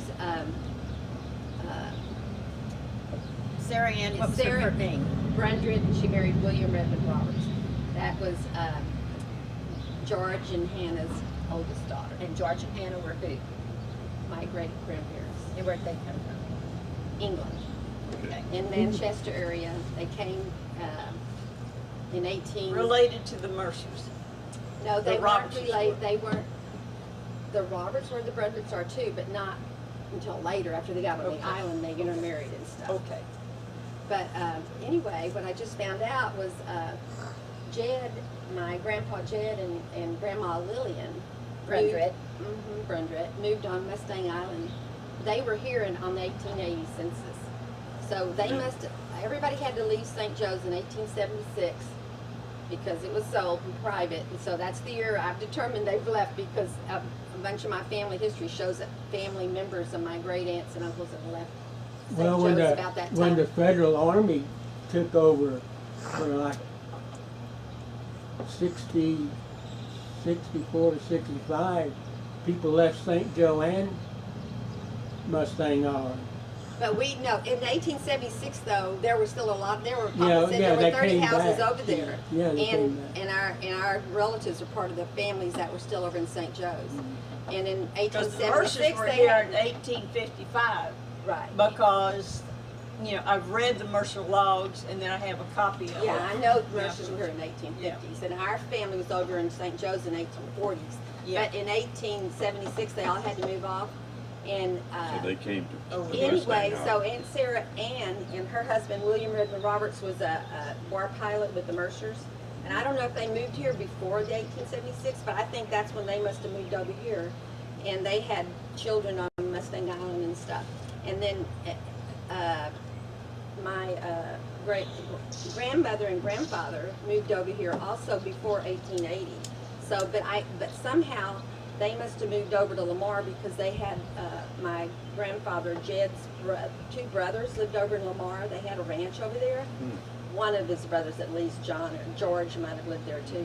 And they went over there and lived for a few years, because in 92 they came back over to Port Aransas So they didn't and build a house. They moved to the mainland first, to Lamar. Well, Yeah, I actually, think that by the 1880s, they lived on this island. So I don't know how many years they lived on this island. But before 1900, they moved over to Lamar, because they moved from Lamar to here, because that's what our family history tells us. My father tells me. They moved from Lamar over here, and my father was born in Lamar. Well, over in the Ostwell Preserve, they had, is it Blackjack Peninsula? Yeah. Yeah, which is right across from Lamar Peninsula. Okay, well, they have a walking trail that goes to the Jed P. Brundrett homestead, and it's kind of just a... Well, I don't think it's Jed Brundrett Homestead in Blackjack. There was my Uncle George lived there and raised family. They were, But maybe so, okay. no, it's not Jed, but I had an uncle that... And Everett Mercer's mother was Ray Roberts. Yeah. Was But there here's any how, Johny? here's how the Brundretts and the Mercers are related. Yeah. There's about 3 different ways. Yeah. My grandmother Hannah, my great grandmother Hannah, Uh-huh. had 5 Brundrett children, Uh-huh. and then George Brundrett drowned. Yeah, She remarried a Thompson Yeah. and had a daughter named Emma, yeah. and that was Emma Thompson. But her mother was, she's a half sister to my great grandparents. Anyway, she married John Mercer, I guess. Yeah. So she married. So that's one way we're related. And then And Kate Mercer was, ruled that house like a queen. And so when Johnny Mercer married Ray Roberts, Kate Mercer put a dresser against the door going into their bedroom so that she had a direct view of their bed. So Everett said that all of those 3 kids must have been immaculate conceptions, because Aunt Kate was right directly across from their bed, watched everything that took place. That's the kind of Everett's grandmother, I guess it was, and grandfather was a Roberts marrying a Brundrett, and the Roberts, they were first cousins. Yeah. Because the Roberts is They were English. they were first cousins. Anyway, they married, and that was Everett. So Everett actually is double related. She was related because it was George Hannah Roberts married some Brundrett. Well, I've got it all written down. Everett wrote it out for me, and I've got it just typed. And I had then it written out too. we took my friend Guthrie Ford took introduced him to Everett, and she let him have the logs so that he was able to write a book about the logs, and it's for sale at the museum. Well, who was the I bought that book. who was the woman? Oh, you did. Did you agree with it? Evidently not. I haven't read it all. No, I okay. haven't read it all. Okay, Of course you well- agree with it. It happened at the time. Well, who was it that warned the Confederate troops that the Yankees were coming? The Yankees were on the island. What- That was my great-grandmother, Hannah. That was Hannah. Hannah Brundrett. That was Hannah. Hannah, yeah. See, we have How'd she at warn least them? first name Hannah's back in our. Yeah. Yeah. Well, Hannah, who was married to George, my great-grandmother, lived on St. Joe's Island, and she had a bunch of kids. She had those new babies from the new husbands. They got married back in And- those days. They tended to have a bunch of In, kids. in the 1860s, my grandfather was like 16 years old, and so whenever the Civil War was going on, but she had younger kids than him beside her. Her youngest Brundrett child must have been about 14, and then she had 3 younger children, one by Thompson and 2 by Gaston. So she outlived 3 husbands. So she had these little kids, 3 little girls. It's funny how you And- talk. I hear these names like your mama was a Thompson, and We could be it related. just kind of, and that dawned on me just a couple of weeks ago. And Jesse, man 5 were Thompsons. And the And there's Thompsons- some Indian and the blood in there, Thompsons because are Charlie, dryers. your brother Yes. Charlie, Yeah. was a blonde Could be the same Indian, if Thompson. anybody Could be, ever yeah. was. A blonde So Indian. that Emma Thompson's He dad said died. that there's some Cherokee. But anyway, I was going to tell you Yeah. about him. And Jimmy Thomas, my husband Anyway, Jimmy Hannah, Thomas was 1/3 Chickasaw Indian. That's why he loved that Charlie's pasture so and built that camp house and everything for me out there. See, I was going to tell you how Hannah warned the Yankees. Yeah. She apparently left during the night and rode a horse down St. Joe's to Copano Bay, and in her long dress waded across neck deep. I was just trying to get rid of away from those kids, probably. And she actually when they came over to the island, she refused to leave. Most people left, and she had all those kids, and she said, "I'm not going anywhere." And apparently the Yankees were really nice to her. There was people in and out of her house. They didn't treat her kids bad or anything. And anyway, she went down the island to warn. I know more detail, but I can't remember who exactly she went to warn. These families that were over there, that the Yankees were there and they were getting ready to go on the move. They had been there for a while, but she knew they were getting ready to get on the move again. Do you And have so all she this went to warn written? them. Do you It's have- in its history. It's written in books and stuff. Where? Where Uh, can I get a copy? Okay, I'll try to find out where. You know But what? it's written, I think, in maybe that book. Mercer Waters? No, It's not in the Mercer law. it's in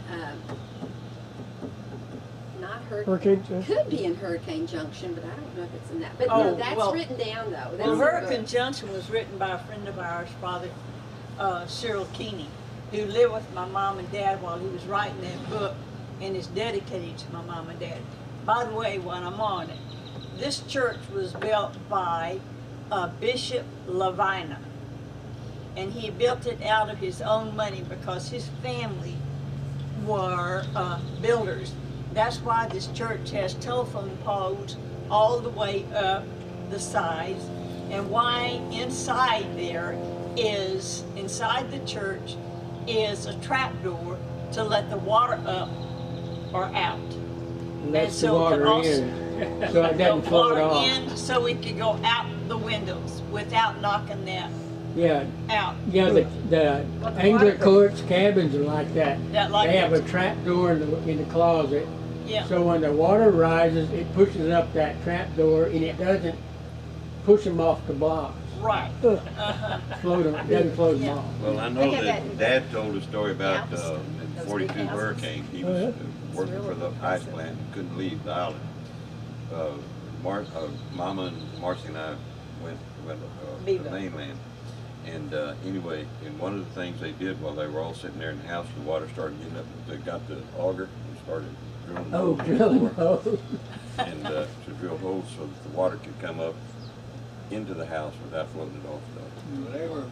Every house, the old homes and they're like we live in and stuff, you could either, like he says, and there, you either go to the closet or you could look under the kitchen counter. Yeah. In there, and there was a Trap. ash. And see, that's things, they And don't that think about water that kind of would stuff pour in anymore, there, but that let was very water practical. come on up over that building down so it wouldn't float off the block. And then, of course, in Was there there, a trap door in the house you grew up in? yeah, Where was it? it's under the kitchen cabinet. The kitchen cabinet. We know the Taylors remodeled some of their cabins, and they nailed shut the trap doors. And during Stevie, about 3 or 4 of the cabins floated off, and that's my house. One of those cabins that floated off. Well, if you go to Galveston, I think the house is the Moody House. It's, if you go down, I guess that's Broadway. There's a number of, the large, big old homes. Well, the Moody House kind of stands by itself. And the reason is because I think it was the 1900 storm. When it came, the water started coming up and the houses started, and those are pretty big houses, they started to float. Well, the Moody's, and they still have it there as you go in, they had sought a big place out, and so that the water could come through the house. And that was like the first time in this Gulf Coast that had been done. And so then they started designing houses. Pretty good idea. With these trap doors after that 1900 storm. Well, And that's what went in. that's 42. Next storm, I'm gonna get the slide. My dad in there, he sent us to Ingleside. Is that where y'all went? Yeah, up to Katie Murphy and Mike Katie Murphy. Murphy. But he stayed here. And when the water started coming in, he went to Billy Sims' home.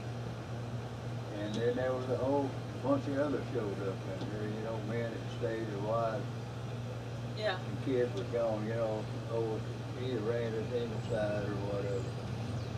And so we were sitting in that house in there, and he said that house began to jump up and down. And he said, first thing we know in there, he said, the roof, you could see the roof bucket.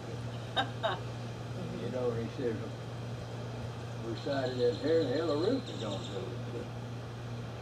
go. He went out to his garage and bought in a bunch of big spikes. So we all got up in that attic in there with the Coleman lantern. It was with the nailing and spikes. I've heard that story. We saved the roof. Then it said, well, the water got up, but the water never ever got that high enough to flood Billy Sims' home. I go those on that side, the street. So we lived down sort of a gully like. Yeah. He said, then we decided right then and there, he said, well, the water's out there, but it ain't got to us yet, but it's liable to in there. So they drilled holes and then took saws in there and cut the ash in the floor in there. I remember that story. Yeah, he said, yeah. I've always been under the impression that they also took hawsers and run over the roof and tied the roof down. Well, Did they do that too? I know in there, he said, we got up in that attic and we took them big old They used spikes. spikes. We nailed that roof down.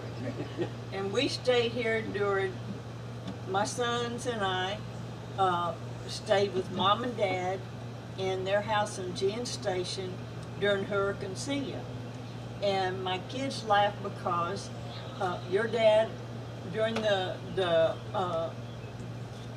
eye, my dad got in his Jeep and went out, and not a thing had been harmed by then. And he picked up Johnny and Jesse because the water was beginning to come up The water there. had come in. Yeah. In there, and Billy Ball was with me then. Well, they came to the house, and Yeah, your mom he and I said were they trying to got smoke over a there. cigarette. Billy Boy and Mark, But high school hadn't been built yet. the new high school. So there was a big bar ditch that they had, Yeah. the city had cut through there for drainage. Yeah. They said they're going to call, well, Daddy said in there, he said, when I come in there, he said, we knew we couldn't go nowhere then. He said, so he got out, when I got over, he went outside and looked at the roof and stuff, and everything looked pretty good and stuff. It's time to get the hell out of here. And he said, we're going up to my brother's Ted. Yeah. Oh, did they go up there? Yeah, and he said. Yeah, but Dad got in the Jeep and went out and picked them up, because they were leaving. We just started out there, and I got out to Church Street. And that wind began to poof, poof, poof, and get stronger. And it finally blew me down. He said, I lost my eyeglasses. Stuff in there, and he said, so I got them, and we waited across and till we went to that bar ditch, and there she said, Mama fell off in that. Goddamn, we had to drag her out there and get her to going. We went on up to Uncle Teddy, and he come back in there. This side, he said, well, I'm gonna look just to see if I maybe find them glasses. But when the water receded, sure enough, he found the frames. There was one lens missing. And this was in Celia? Well, my kids That's said, Celia. So he said, I looked all over there, and he said, you know, believe it or not, he said, about 5 foot from where I found my frames, I found that damn lens. He said, I popped her back in there. What I want to know Well, is, did he Uncle ever Johnny- find that hearing aid that he threw over the fence? Oh, hell, no. Uncle Johnny and my dad were going around, and they were raising and lowering the windows to keep the air pressure stabilized in the house. And and Matt and Mac were in there, and they kept going around to the windows, and Matt said, Dad was saying the rosary, and he kept, God damn it, boys, I told you to stay away from those windows. And they go back to saying his rosary. God damn it, boys, I said, get away from those windows. Back to his rosary. Yeah. They thought that was so funny. Well, I was at Port Isabel fishing in that tournament, the chip tournament down there. My boss asked me there, and there, you know, I called him and told him, I said, I've got the boat here, I've got the Oldsmobile, I've got the Jeep, and I've got a damn motorcycle now. What do you want me to do? He said, I've got insurance in there. He said, you just get somewhere where you're going to be safe. He said, I ain't going to be worried about it. Well, everybody that's fishing before the rain is down there went home on Sunday. So I opted to stay there because I was watching the weather, and I said, well, it looks like it's more or less going to go that way. Oh. So I'll just stay here. And if it gets pretty damn rough, and then I'll haul ass inland somewhere. So they came home to be in the middle of it. Yeah. So I stayed. And Which one are you talking about? Celia. Celia. So Celia was luckily hitting the daylight hours, and it was over. Yeah. Well, Ray Brown from Houston in there had a Lafitte, 16-foot Lafitte skiff in a trailer there. He left with me. So I grabbed that damn skiff, and me and another guy named Tommy Masterful. Yeah. Remember him? I know him. We loaded that skiff up, and we put common lantern, block ice, canned goods of all kinds in there. You know, the stuff you just open up, eat. You didn't have to heat it or nothing. It was ready to eat. We put all this stuff in that skiff, and we tied it over the back of this damn Jeep. Now we get all the way to Bishop, and then you don't see nothing until you get to Bishop, and then you begin to see where the damage and stuff there until we got on 44, and then we come on into Carpet. We went down Leopard Street, all the way to where Sears and Roebuck used to be. On Staples. We cut off there. Well, right there they had two cops out there that were directing traffic. And one of them, I always remember, their name was Sergeant Yards, older man. And I pulled up there with that Jeep in there. He asked me where I was headed. I told him before it ran us, we got family over here, and this thing is loaded with survival goods, water and everything you can think of. He said, And he looked at me and that Jeep had 4 horns on it. And he said, "Are those musical horns?" I said, "Yeah, they are." "Well, push that button, I want to hear that." Well, these horns played never on Sunday. And they went to blaring in there, and man, he was doing sort of like a little jig in there.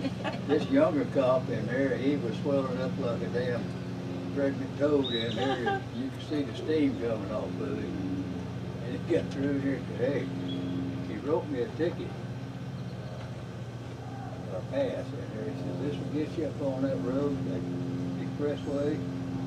This will get you to Portland."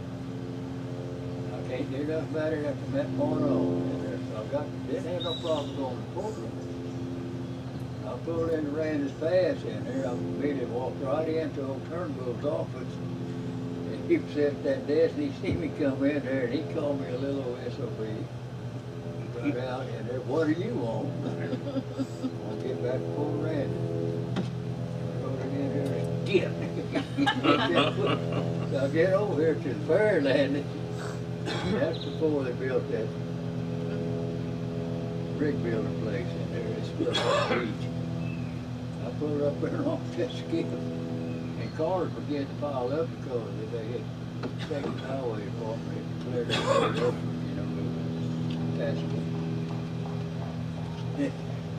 Time I get that car, that Jeep up there, and unhook the trailer and stuff, I go back to the boat. There ain't hardly no place in that damn boat for me to get. It's full of Puerto Rican people want to get back to Puerto Rican. So I make about 3 trips over there, and I said, "Shit, I want to get home. I've got any family left." I get up to the house in there, and here's my daddy and mama and Billy sitting on the front porch. Daddy's got his pearl beer in there, and his pants rolled up to his knees. Yeah. So the next day in there, he had a little roof damage, but nothing to really worry about. So he said, "Well, we need to get some tar paper and some window boards and stuff in here and see if we can go ahead and repair what damage there is to it." And I said, "Well, you're not going to get anything around here and stuff, and not even Randy's Pass or carpets or whatever." So I decided, well, I'll go to Woodsboro. I go up there, and sure enough, that lumber yard up there had all these. I put in enough lumber and stuff at this place in here just for this, for any kind of emergency. I said, "Told him what I need and stuff in here." When we pay him in there, he says, "I'll tell you what in there," he said, "I'm going to give this to you at cost plus 10%. Boy, I loaded that Jeep up, tar paper and one before and stuff, and here I come. And I tell everybody in Puerto Rican, I said, "That guy in Woodsboro up there," he said, "You tell everybody in Puerto Rican, I got this up here and the same thing goes for them. Cost plus 10. Amen. Well, it's wonderful the way people act sometimes in emergencies like that. Folks, I'm gonna have to go. Yeah, Well, I think this is about, yeah, that we're about to the end. closing off. Now, Mark, Nobeth wants us to get together, you and me and Bubba, and go over to her house and see her. Who? Nobeth. Oh, yeah. So I'm gonna give you a call. Maybe we can get something arranged. Take her to. I'll put some tape on her mouth. Did y'all see Johnny's koozie? His first koozie? Yes, we saw that. Your koozie. You didn't want a koozie for me. Oh, I In his know. room. I'll keep my koozie in my pocket. I don't know if you remember, but when I went to school here, I was real young, like in the first and second grade. At lunchtime, I was eating a sandwich and this dog came and knocked me into a palm tree with thorns, and I got all scratched up. So you gave me a ride on your bicycle home. You know what about Johnny Martin? He Yeah. always took care of me. Oh, He yeah. always did. He Yeah, gave me- and I never forgot that. I really appreciated it. Yep. What year were you born, Johnny Martin? What year were Way you before born? me, way before me. 32. I was born in 31. 31, 32. You were born in 40? 40. I remember when he's the oldest of it. Mm-hmm. Brundrett I and. got a picture of you I see every now and then. Oh, You're really? about this high. Oh, yeah. You and Billy. You're the Oh, Together at a I'm the huge grave, girl, huh? the only girl about We're nine. gonna There's have a to younger. Bring it around one of these days, show it. Yeah. Oh, are you? I got But a anyhow, picture there of, you go. Nancy, do we need a couple not chairs? that little, but there's a bunch of the Catholic kids over next to our house. Thank you, Marcy. I got it. Yeah, Linda and Hutchins, Where do they go? Back a bunch of them. Want a beer? Yeah. Anybody want a I beer? don't have Yeah. that one, but I, Yeah, you got I got the car over here with the trailer on it. Catholic pictures. Oh, yeah. In front of Johnny Moore's Is it house. true? Oh, yeah. Because I got my pickup and that's You and Billy Smith are the same age. Yeah. Y'all were both probably, I don't think you were a year yet. How are you? Walking, Oh, yeah. maybe you're just over a year. You both squatting down by your Easter egg basket. Oh, yeah. Feet are, Yeah, I remember. well, they're fives yet, but they're Was five. that Easter egg behind at the Presbyterian? How is the Johnny Moore's house. Oh, okay. Yeah, I know Small, that. I don't Yeah, think But you their remember. feet might be Yeah, narrow right There was enough. you Yeah, but they'll probably still slip off their heel. and, You guys want, would you like me to stick around and help you load Oh, stuff? yeah. and Joyce. But there might be something that she might Marcy, Nona, Have you had from her. Be back in there with your stuff. Yard work and start. I want to tell you, she was there. when they interviewed George Lester one time, she talked about making cars. Where do you live? Oh, still over So, there?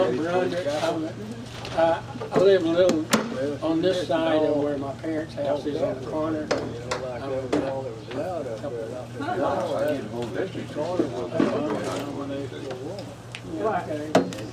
Yeah. Yeah, very real. There's been some great evenings for you. Brandon Taylor. Yeah, I remember when I used to go to see you. I'll have to do that again very soon. Oh, yeah. Fort Gloria. Take care. You okay? I think so. I seen her. So was your mother here? She gives presents. No. Everybody, you know, wants to get her all the grants. Walk in the corner. Do you remember Mathews family and stuff made? And she was which one of you? I told you, Johnny Mathews. Yes, I know.